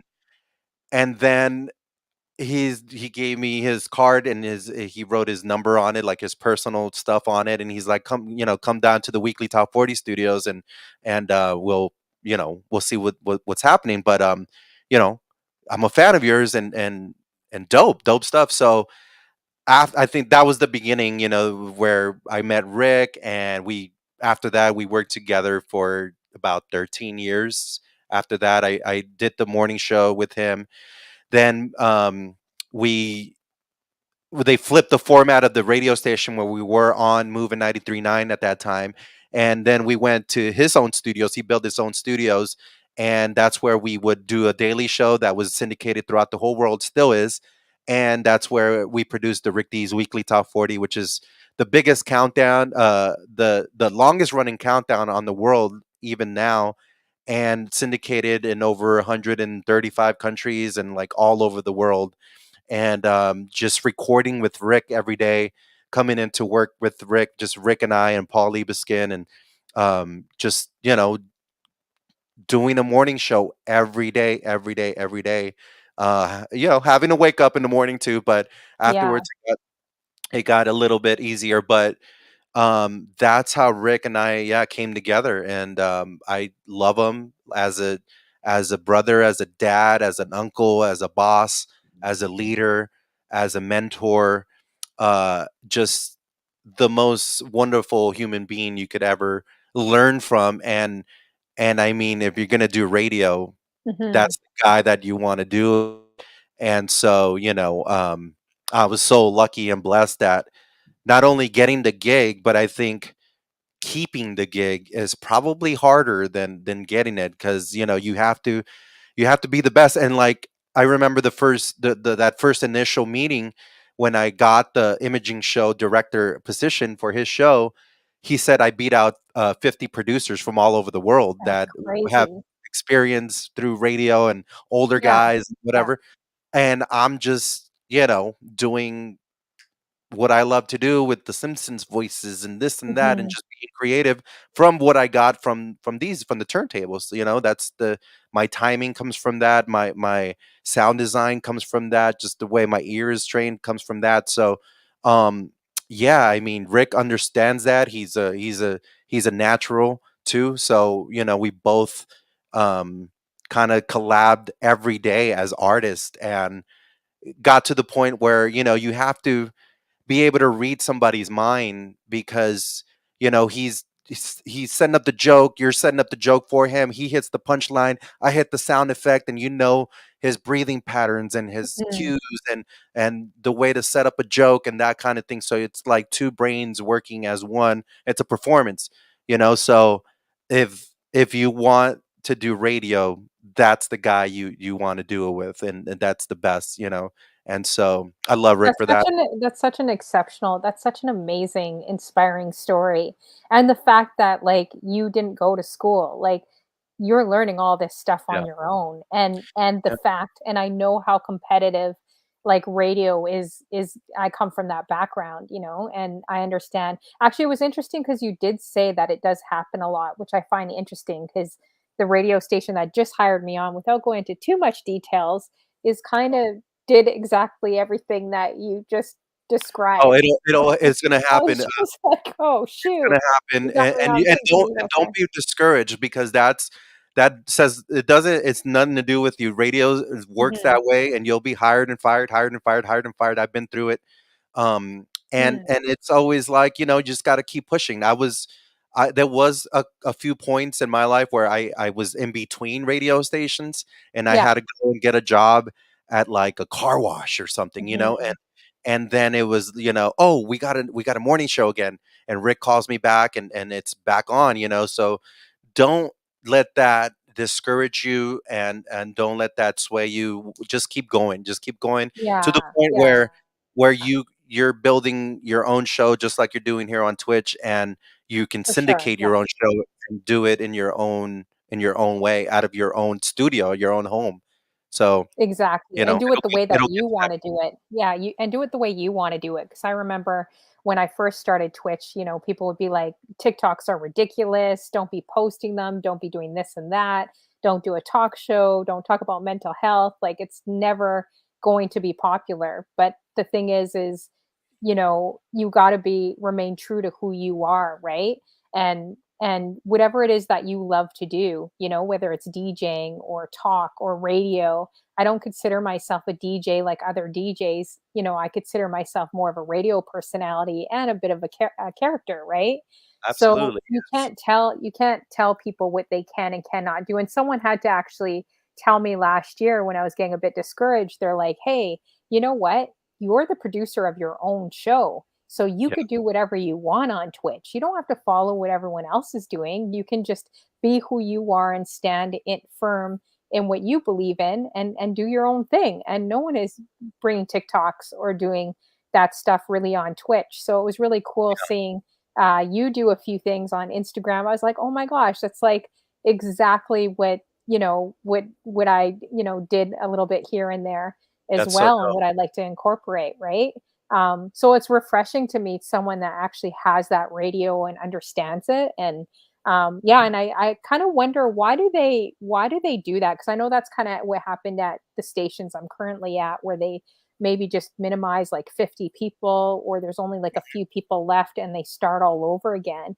I Mhm. wonder, is it just costs? Is it they just want to bring in fresh people? Like what exactly is it? Is it just boil down to all ratings? Like I'm kind of curious about that.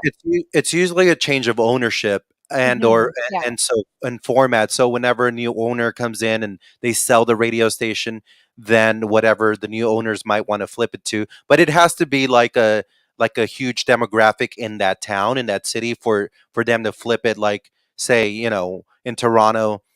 We were on in Toronto too. I think the countdown's still on in Toronto. I Mhm. want to say on 2 stations out Hmm. there. Nice. Yeah. So it's always about the demographic in the city, whether it's a Latino crowd, a white Mhm. crowd, or whatever it might be. It's going to be catered to that. So yeah, it has a lot Okay, to do that's with it, but interesting. it Yeah. happens. I'm gonna have to ask you some advice off of the show. I'm gonna have to ask you some Absolutely. advice on Heck some yeah, stuff. heck yeah. Yeah, because I'm kind of doing what you're doing, but I'm like a sales rep in this new radio station. But for me, I'm trying to get a spot, but that is so incredibly hard. You know how hard it is to get a show, right? Not that So hard. It's not that yeah, hard I until don't you want do to it. prove. I don't want them seeing the corporate side. Like I want them seeing the other Yeah. side to me because I know I have so much to bring. So Oh yeah, yeah, I'm definitely definitely. gonna I have to think talk to you after about that. absolutely. I think you're ready. Yeah, You're yeah, ready. radio's amazing, and that's so awesome that, I think that's just quite such an inspiring story with Rick Dees. And again, guys, it goes to you never know who's watching you, who sees that potential in you, and just do something original and different because you never know, when that door will open for you, right? And it's surely open for you as well. Um, being with Rick Dees, the weekly top 40 and the daily D show, I think Daily that's D's. yeah, that's truly incredible. Now for producing, have you worked because I know you mentioned Janet Jackson. Have you worked with, different artists, and what were the artists as well? So so basically, like almost all the artists that would come through the station and do interviews, or that Mhm. Rick was just friends of because he was friends with Michael Jackson and he was friends with Wow. that type of artist. They would come and hang in the studio and sometimes do interviews, sometimes not. But almost every time I would produce like a mega mix or something like that. That's weird. My camera just did that. But Mhm. yeah, I would produce like for Janet, I did like a mega mix and montage of all her Mhm. hit Oh, records and so stuff like that. cool. Yeah. And and I got to play it for her, and she loved it. And um, it's just amazing experience to be able to like share the her presence. Not only just that Yeah. alone is amazing, but actually have her listen to my work and do something for her and just get that get that props from her and that love. Like that's the ultimate for me. So I never got to meet Michael. Rick was good friends with him and I heard many stories, but Mhm. I never got to meet him, which I that was my favorite artist for a long time. Um, but yeah, no, almost every producer, like or every artist that would come in, I would, if they're a guitar player or singer or pianist or something, I would set up uh, the gear like a piano or whatever, and then have them um, play a little bit or whatever, and always record. I have a bunch of acoustic versions of different songs from different artists that I would record and stuff like that. Mhm. So yeah, and producing music, I produced for most recently, I think I did this Netflix. Probably that was the most recent Mhm. thing. I did the opening track on Netflix. D.L. Hughley, The Contrarian, is a Oh, comedy special. cool. Yeah, Yeah, one of that's the cool. original Kings of Comedy. I Yeah. did the opening track for the comedy special, which is on Netflix right now. Mhm. Um, you can check that out right now. That's so Um, cool. So when you do that, do they actually like if they keep replaying it, does it work like and that's what I was asking D Scans last week, like how artists get royalties or if it's being played somewhere and you're either the producer or you're editing or you're doing is it kind of like that still comes to you like the more it's played or is it just like a one time type of shot like being a producer where you know that always always a different answer, and it just depends on the deal. oh what you set up okay yeah Yeah, okay it's okay. either like you're getting paid on the back end, and then you do Mhm. get royalties, or you're getting paid up front, um, Mhm. 'Cause I for wonder how producers feel because you guys bring the original work. It's like you're the backbone, kinda like how mods are the backbone to all yeah, our shows, you know? And it's like, maybe the streamer will get credited, but the mods maybe not credited as much, but they're the backbone of everything, right? absolutely, yeah. So it kind of I always wondered with producing if it worked the same way. Like, say if you worked with a big artist and you did something really good, like and it just blew up, like it went Oh, viral yeah. everywhere. then is it kind of like, oh man, maybe I shouldn't have done the one time thing. Maybe I should have It's done always something. So I it's was always curious really I about think that. it's always different with the deals, like, it depends on the studio, if you're a Mhm. session, engineer or you're a friend or whatever it might be, that's always a little bit different. With the Netflix stuff, in specific, like, that was a one-time thing. I think I That's might be cool. doing something else coming up, but, Mhm. uh, I'm good friends with DL. I met him. He was renting a studio where he does his radio show, Mhm. from the Dees studios, and actually, um, I trained his daughter how to DJ, and she's Oh a wow. renowned DJ now, doing celebrity gigs and stuff like that, and so we're close friends, good friends. And he asked me, let's do the track for the comedy special, and kind of gave me three examples of tracks he kind of was leaning towards, Mhm. and then Netflix said, give us three beats, and we'll choose one.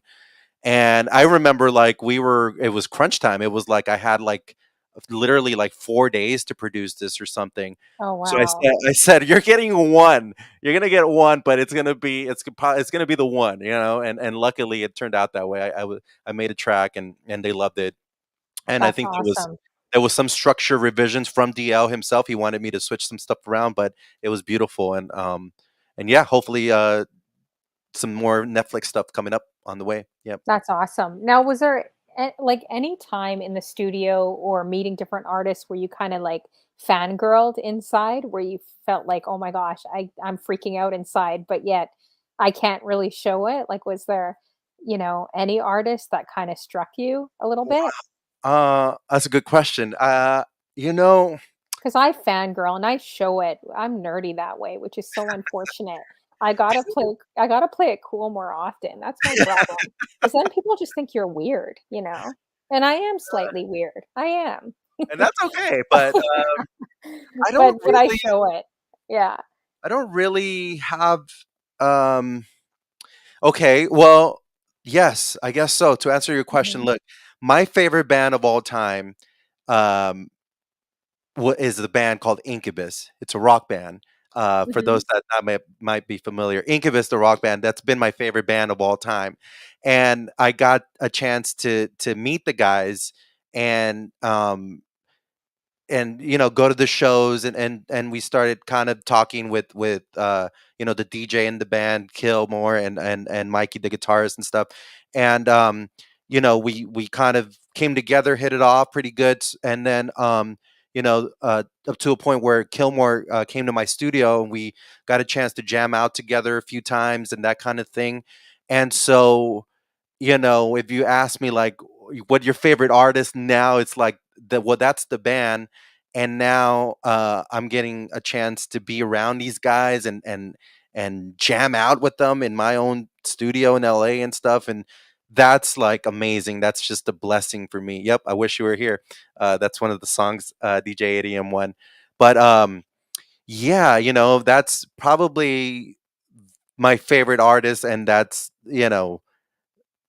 I'm so blessed to have a chance to be able to call them friends, and freaking love the music and enjoy it, and Mhm. to be able to do that. And that's on the artist tip. On the DJ tip, going back to Mixmaster Tony G, a good friend of mine, family, that's my big bro. And being in the studio with him almost every night for 2 years, practicing and practicing. He would train me like, "Oh, you got this scratch down? Well, let's speed it up and see if you can get it now." Like hardcore training. That's a blessing for me, Tony G.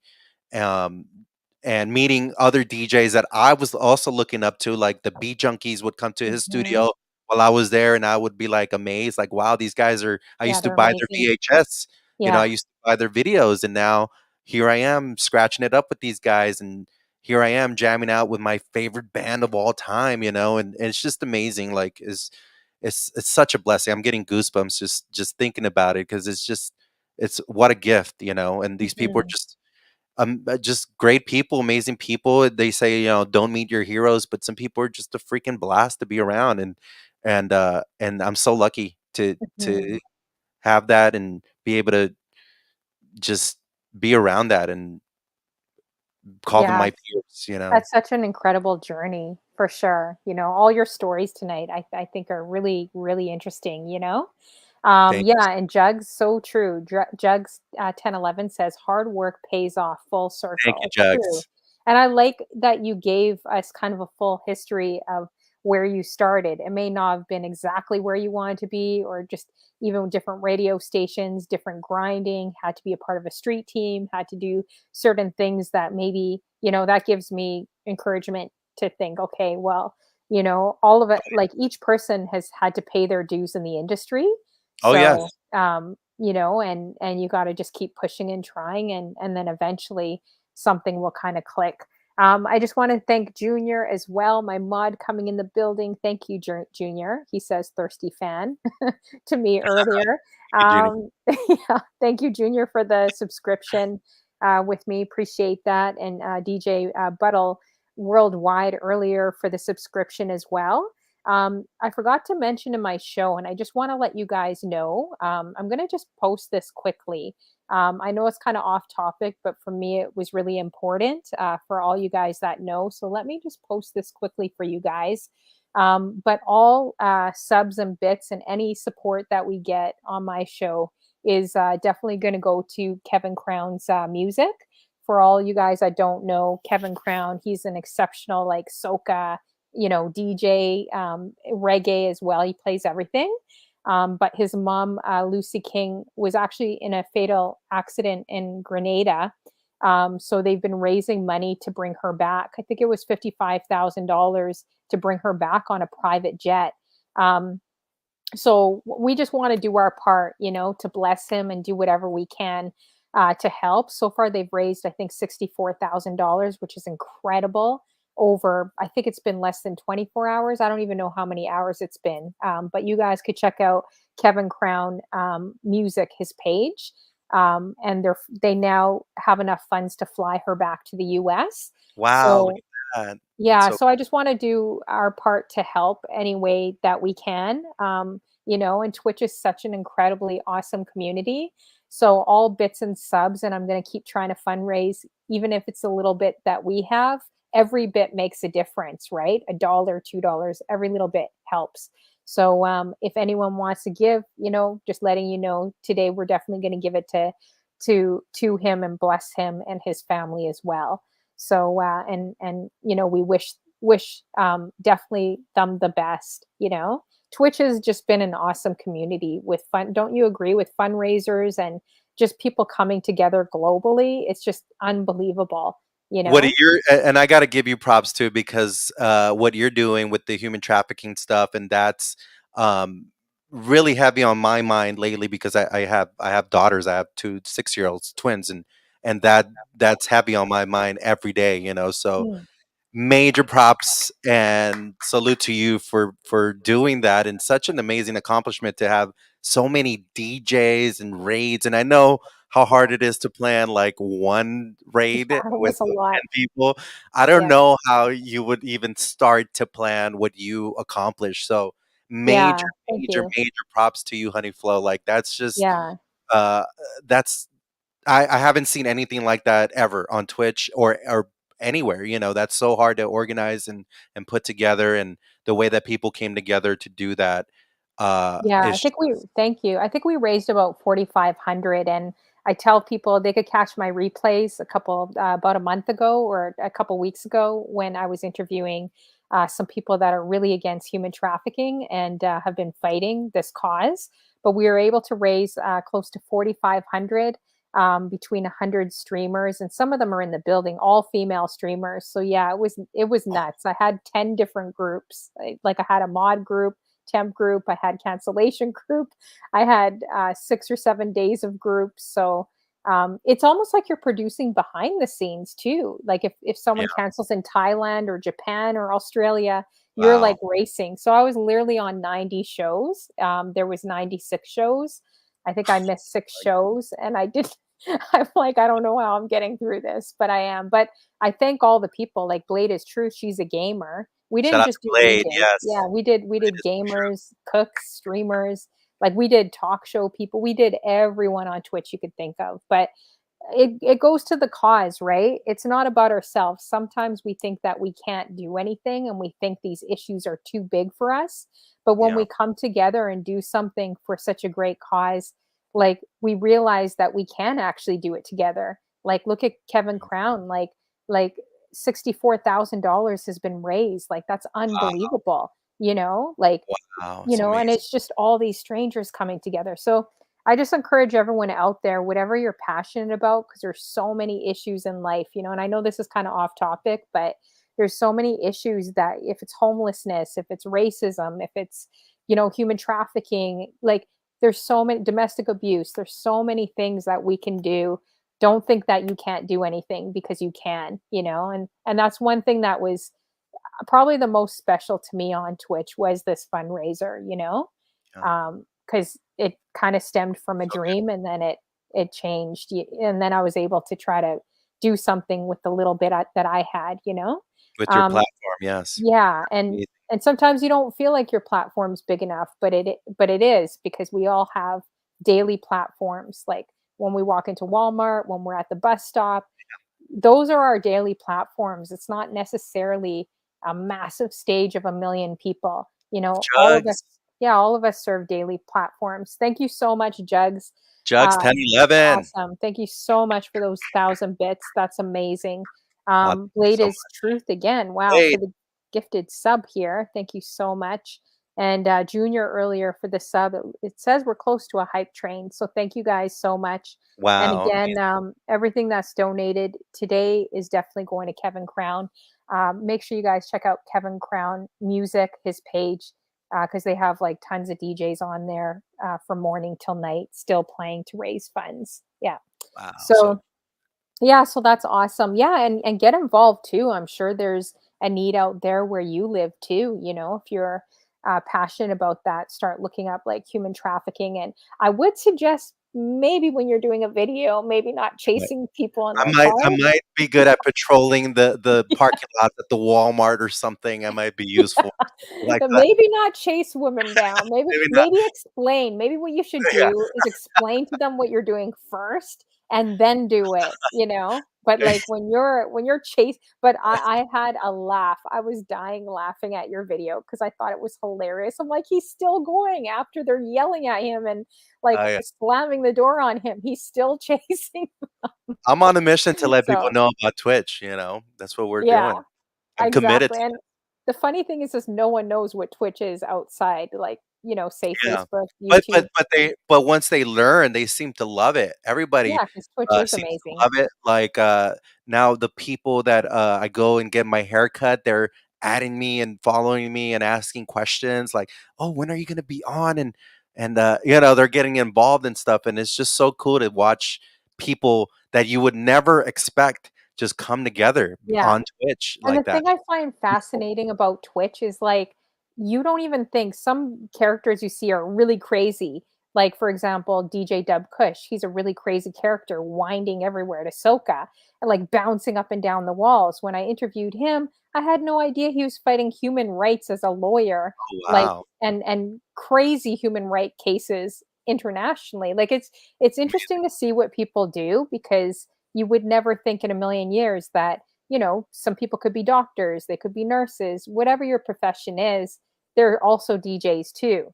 But a Yeah. lot of times people discredit a DJ. They're just like, oh, like, is that what you're really doing for a living? Like, are you for real? And a lot of people do laugh at sometimes what we do, but they don't realize that there's also a lot of other people out there in different professions that love music too and are doing it on Twitch too and have shows. Um, but I just Right. also wanted to thank Photo Quiet. I'm just looking at Photo another Quiet. computer because I can't see on Photo Quiet. Thank you there. so much Yeah, for thank you the so 1,000. much. Wow, 1,000 bits.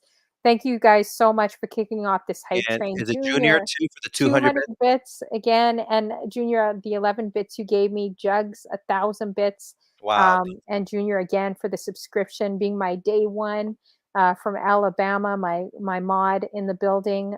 Thank you guys so much. Level 2, 62%. That's awesome. We could do this together. And again, every bit helps, and I know it's going to go to a good cause, and I always believe that when you bless someone else, even with the little that we have, when you're a blessing to others, that blessing will come back to you. Like it always happens that way. So thank you guys so much. I really appreciate it. If you guys have any questions, because I know we're wrapping up soon, are you in a hurry to leave too? Because I know we have like 5 minutes. Okay, No, awesome. I'm gonna be here even after, just talking to the wall, and bouncing off What? some You're not cheese. watching the Raptors game? The Raptors game. Gotta watch You it know, too. If it's I on. don't even is that a HBO or pay-per-view event, Oh or is that man, touchdowns, or we we what? we, we gotta work. Oh man, please do not say touchdown. This is breaking my heart here. This is Okay, breaking my is heart. this hockey? But What are we dealing with here? I don't know. we'll just say field goal. We'll Field say, goal. you know what? Can you do that? Okay, this is what I want you to do. I got a great video for you. I want you to go to a sporting event and ask them who scored the touchdown. Like when you're at a Yeah. basketball event, you should start doing stuff like that. I You was know? I started making a video because from the March Madness that was going on, the basketball event, Uh-huh. and it didn't quite work out. So I didn't want to air it, but I did go out to a sports bar, and I asked a bunch of uh, drunk college students about a Four and that kind of thing. It didn't quite go the way I wanted it. That's why I didn't put it out. But yeah, I did explore that a little bit. But I'm excited for my next video. Like I was saying, Mhm. it has to do with me being a guest judge on the Johnny Depp trial. Oh my God, you know how that's gonna go. Oh my But gosh, that's yeah, gonna be hilarious. But you so might you might that's get in trouble. You gotta be careful. You might get bring in it a on, little bit of Johnny Depp. trouble. Bring it on. Oh man, that's hilarious. I can't wait to see it. So make sure you guys check it out. Thank you guys so much for those bits. This is so awesome. Lost Lady Katie, thank Katie you. Lash, thank you, Katie Lash, for those 100 bits. Jugs again for the 200 bits. We got Mama, is it Mama Moof? I like that name. That's cute. Mama Moof in the building. Thank you guys so much. 100 bits, Mama Moof. Dijon, Also, oh wow, Junior, 100 Dijon bits Mustard, again. What's going on? Was it payday for you, Junior? What's going Katie on here? Lash. You're giving us your cheesecake, your tequila funds. But thank you, Junior. I appreciate that. Dijon, I keep saying DJ. Oh wait, is it DJ on mustard? No, it's Dijon mustard, right? Very common mistake there, Now, but now that I'm looking. Thank you again for the 200 bits. Katie Lash, 100 bits. Jugs, 200 bits. Mama Moof, 100 bits. Photo Quiet, wow, 1,000 bits. wow, photo Again, you guys. quiet. Thank you guys. Blade is Truth earlier for the sub, and Junior for all those bits. Jugs for all those bits. Wow. We're at level 3, 1%. Thank you guys so much. This is so awesome. Again, I say every bit that we do to give to help. I think that is the main purpose. I can't even imagine his family kind of, what they're going through. I was thinking about them today. So, I'm just hoping that, and you could hear more of his story. And I have his GoFundMe page on coming through my stream elements. So if you guys want to donate directly, click that link and then you'll see more of the story and more of what happened. I just saw it, and a bunch of DJs are like, "Hey, let's just all group together and and post it on our shows and do what we can, do our little part." So That's thank you guys so much for helping. Kit NC45 cheering those bits. Thank you so much, Junior and everyone else. Really appreciate it. Now, if you guys have any questions, definitely post them if there's anything. We got Twitches, our radio. How you doing? Great to see you, girl. Yeah, if you guys have any questions, for DJ Michael Motion, let definitely post them in the chat. Not just me asking questions, but if you guys have anything interesting that you want to know about him, definitely bring post in the chat. bring it on. Yeah. Oh, geez, Junior. Dang. All you guys. I'm just looking at it. Wow, Junior, 600 bits. You are giving up your cheesecake today. We talk about food a lot. We're both foodies, so Yeah, nice. um I aw, love it. thanks, Junior. I really appreciate that. 600 bits. Thank you guys so much. This is so awesome. Um just helping in the way this community is. And hopefully Facebook and YouTube could come to Twitch to understand what bits and subs and everything else means on here. We Sure. cheer each other to support each other's shows. So I was going to ask you too, what would be on your bucket list? Because it seems like you've covered everything: producing, radio, you've done club events. Actually, maybe we'll start with that. What kind of club events did you do, or what kind of clubs did you work for? Mostly, especially the past, I would say 5, 7 years, 10 years was like EDM stuff. I was playing big room. I was playing like melodic house. I was playing progressive, just big room stuff. Main stage stuff that I was doing.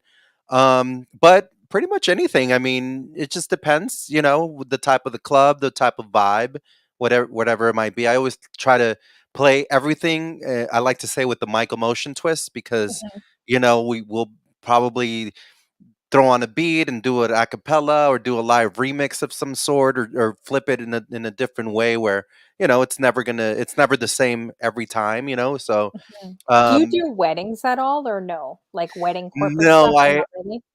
I Mhm. don't anymore. I don't feel like I'm able to because I don't I can't just play a song and play another song and mix, like, I don't know, it's just it doesn't kind of it doesn't quite excite me to Yeah, I could hear kind that. of stuff. I could see that because 'cause you're definitely more super creative. So I'm more of a wedding corporate DJ, so I'm the opposite. Clubs would, like, stress me out because you have to mix fast, you have to be on point, you Yeah. gotta it allows a little bit for more of that creativity. Thank you again, Junior, wow, for the gifted sub. We're at level 3, 53%, you guys. Thank you guys so much for this hype train, so awesome. So like what would be on your bucket list then that's kind of left? Like if there's anything you could do, no holds bar, when it comes to music or just performing, what would you want Uh, to do?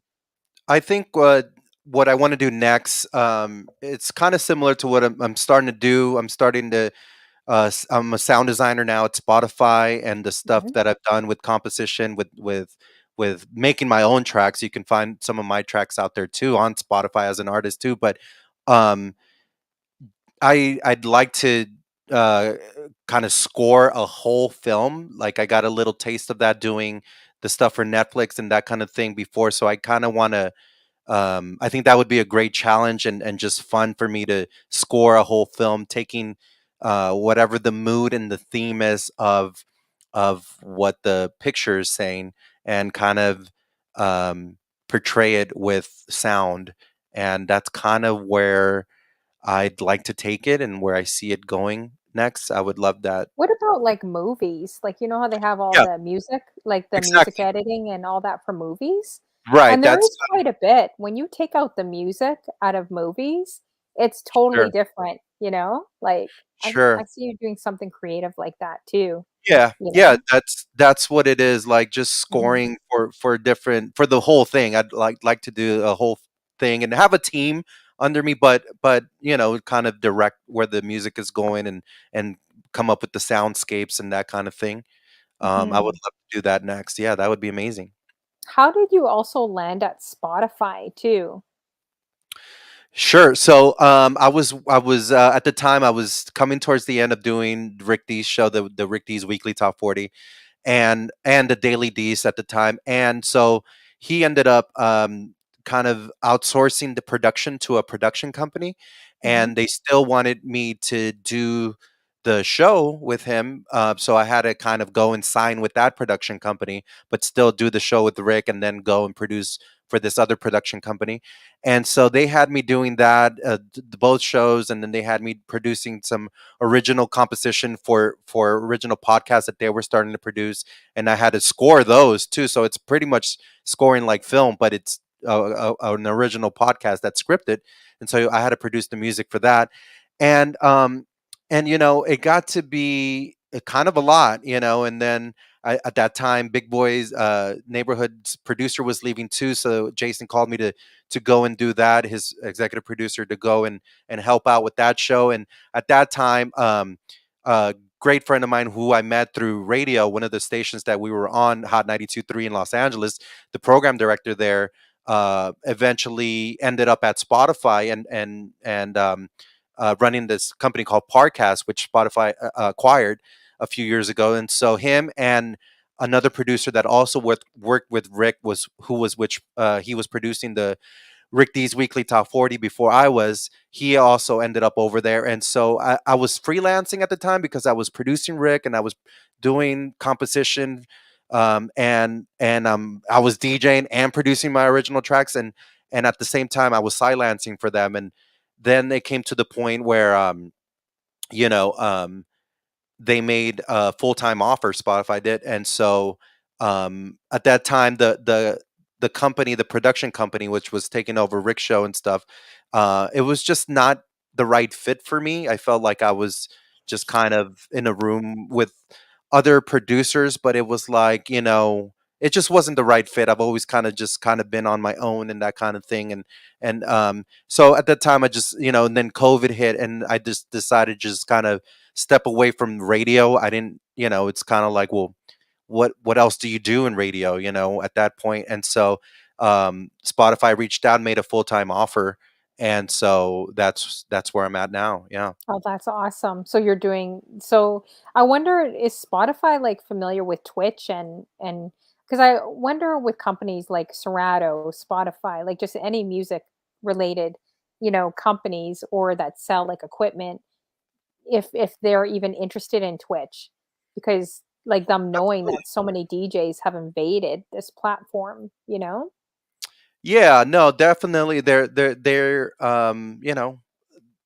best of what we do. So it's I'm more on the sound design for the Mhm. originals, Spotify originals. So they have a lot of originals like podcasting and so you got to bring the stories to life with the music, the sound effects, and Yeah. uh, these are like the new age radio shows. Like millions of people consume this every day. Um, there's a Or I big guess Twitch would be a competitor then, right?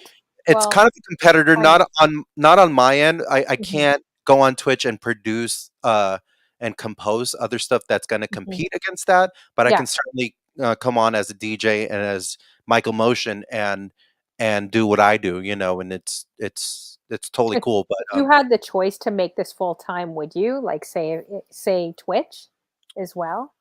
well, yeah, absolutely. I do it, it's for me, it's not, like, about partner or Mhm, about, mhm, anything like that. It's like, I would be doing this even with the camera off. Like mhm, I'm literally over there at that desk behind Pro Tools like all mm. day. Yeah, And I'm doing my sound design here. So I'm doing this even with the cameras off. So it's not about I'm gonna stream 5 times a week or whatever, I'm gonna hit this goal or whatever. It's just beautiful, like, for me, and I like to keep it that way because I like to have fun and not make it a job like or pressure. Yeah, yeah. pressure or, I feel pretty I f I'm content with what I've accomplished outside of Mhm. who I am and as a DJ. The Twitch stuff is just it's great, for me to be able to connect with people and stuff like that, but, I've been DJing pretty much my whole life. So, you know, that's I'd be doing this, like I said, without the camera on. So Yeah, that's so true. Now, this DJ. V Nava had a question. Inaba! Yeah, how did you get your DJ name? That's a good question. That's funny too. Okay, so I was in I was like what 13-year-old kid or something, and I was sharing a room at the time with my brother Manny, and we had bunk beds, and it was late at night, and we were watching like one of the Tonight shows. I think it was Jay Leno or something was like on, and at the time, I won't tell you what my old DJ name was, my first DJ name, but at the time there was a guy that was we were both watching it. He was, I think, on the top bunk, I was in the bottom bunk or whatever, and we were like watching the TV late at night. We didn't even know each other was awake. And Jay Leno's like, "Oh yeah, coming up next, a guy from Germany, and he's a juggler, and he's amazing. You're gonna love this. His name is Michael Moshen." And it was German, Michael Moshen. And we were like, Michael Motion. Oh man, that sounds nice. That sounds real Mhm. dope. And we both kind of like did one of these, like looked up at each other from the bunk beds, and we were like, hey, that's pretty dope, and yeah, that's when that was born, Michael Motion. I just took it, and he spells it different, and it's a weird juggler guy. He gets in this big triangle. So You can look funny. him up on YouTube, and he throws, he juggles He's balls. probably It's pretty mad that dope. you stole his name. The guy is much more You should accomplished, I'm message him and sure. be like, "Did you know that I took your name for I took DJing?" your name, bro. Exactly. I'm not trying I to. thought that was your real name, Michael Motion. Michael is my real name, so it was just Yeah. fitting. Oh, Yeah, oh, okay. yeah, it Yeah. was very fitting, and No, I so do like it. It's cool, Michael Motion. It has a ring to it, you know. So, yeah, the that's a first cool DJ, story. okay, Mhm. Lazy. Uh, Let's see. I'm just reading some of these comments. Oh, he just juggles balls. Yeah, it's what he does. He gets in the big triangle and juggles balls, oh and my he's gosh. pretty amazing actually. But that's where it came from. I haven't heard from the like ever. I never heard of him again, which was weird. But he was on the Tonight Show when I was a kid one time, and it just as soon as we both heard that, we both like just I don't know. I don't even know if it sounds cool to people. It's just my name, and it kind of flows together. And in another sense, it's kind of like saying my commotion, like a loud Mhm, noise and stuff like that. So mhm. there's many. I've heard many people take whatever they take from it, and that's kind of cool. I like how people have their own interpretation of it. So it's really really cool. Exactly. The So, original DJ name. Oh my god, I'm gonna say this. Huh? DJ Smack.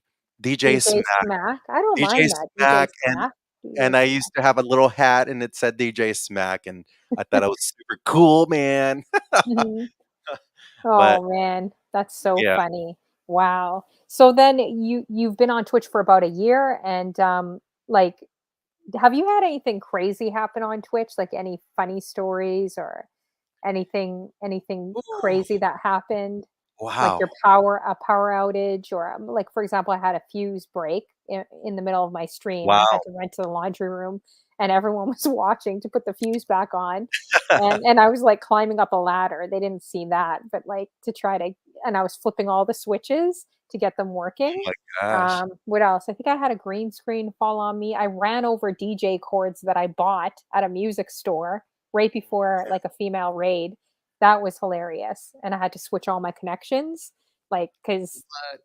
my landlord comes up with the DJ cord like this. He's like, this doesn't look like my cord. Is this yours? And it had like tire tracks on it. So yeah, I've had a few weird, funny situations. Have you had any situations?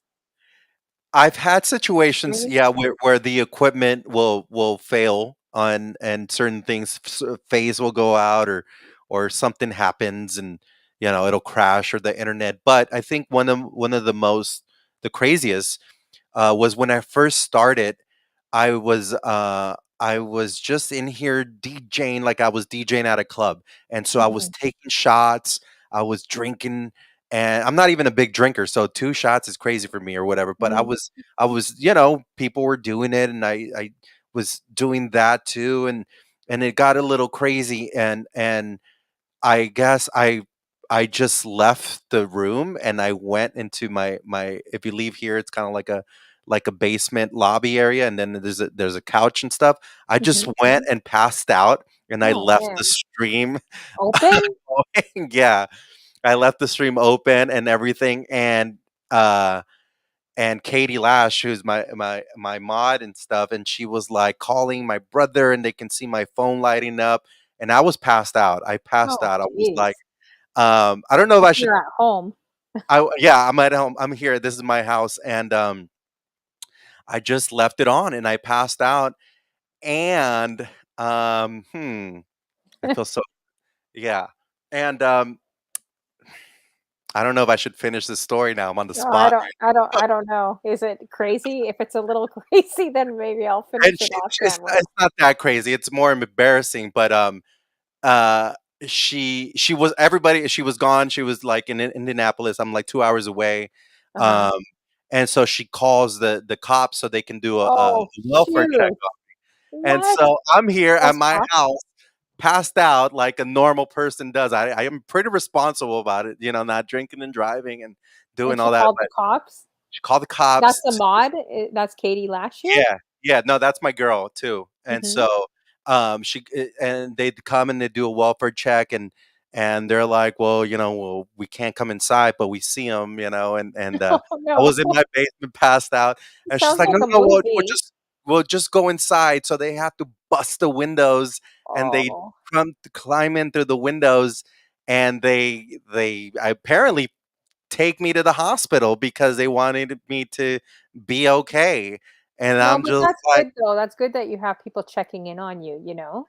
Like I think that's good because you don't know. I mean, even if you're at home, like people could have a heart attack, they could have a sure. stroke. I heard one DJ had a stroke. I know a few Wow. people that had heart attacks. Like honestly don't know. Like so I think that's good that you guys were checking in on him because you just never know. You never know, right? Yeah.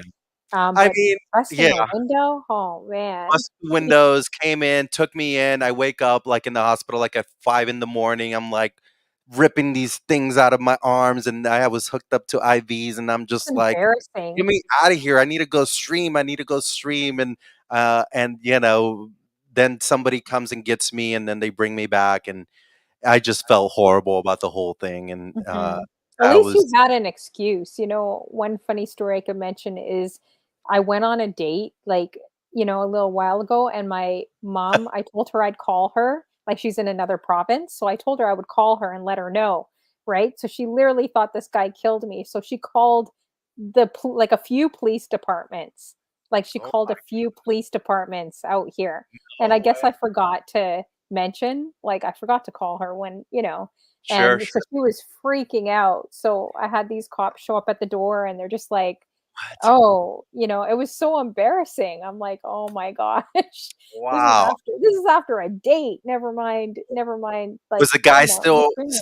there, or No, was he good? no, Okay, cool, you no. were I good. don't even remember. It was a while ago, but I was so embarrassed and it's like, you know, like renting in a house, there were people upstairs, they're like, "What's going on?" There's like a SWAT team out there. And like, "Are you okay?" I'm like, "Yeah, I'm fine." I'm like, "My Fine. mom's crazy."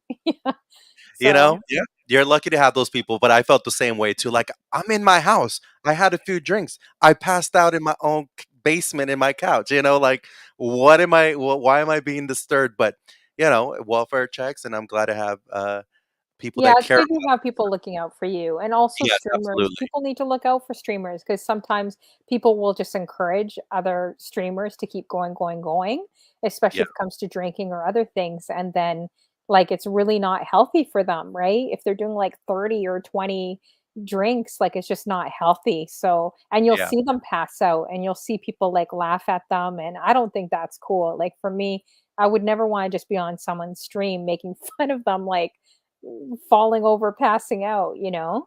yeah, And absolutely, and you don't and want that many you don't drinks is too much, 25 Mhm. or 30, like, you don't know what that does, right? So, It's I don't know. intense. It's good for people to look out. So, big shout out to Katie Lash for calling the police department.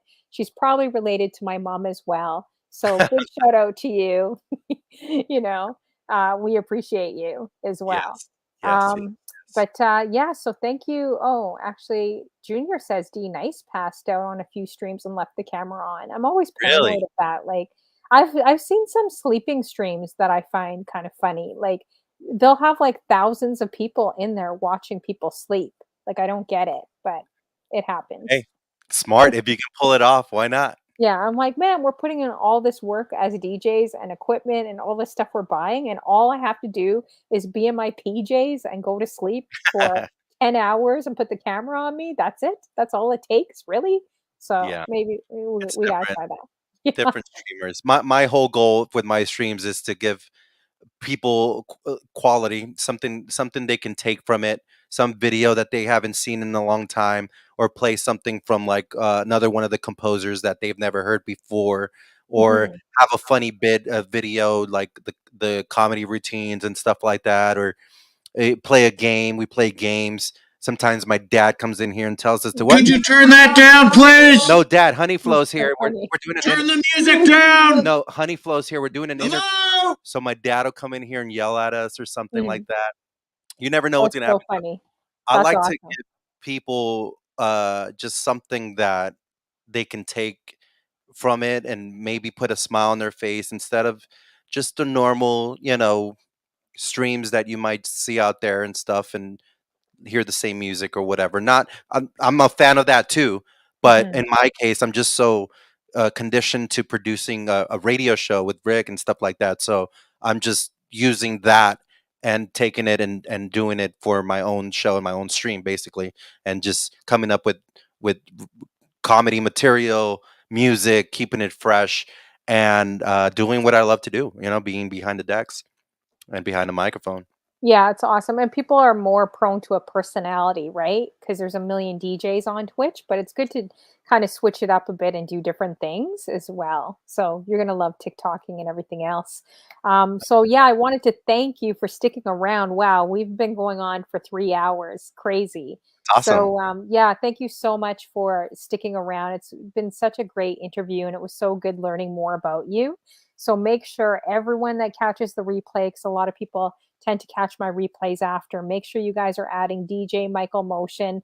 You won't be disappointed. An incredible person, producer, DJ, and just has a whole round, I would say, show, a really great show.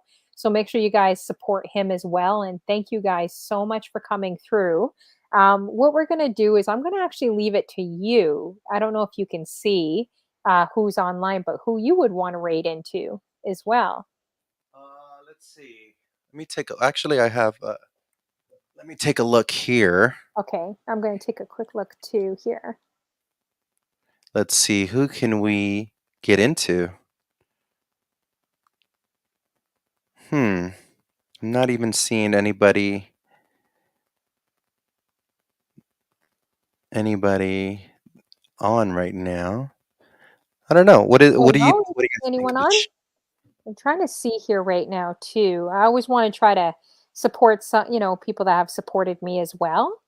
Um, let's see here. I'm just trying to go through. I see a whole list of people on. I guess it depends who you add, because then you start having a long list Right. of people. I have such a long list of people as well. Just trying to see here quickly who we can raid into. Let's see here. Uh, I want to just thank trying to, people in the chat though, for sure, because yes. man, this is the beautiful part of Twitch. Just being able to connect with people and be able to do what we love to do and have an audience. So thank you everybody in here. Dijon, thank you so much.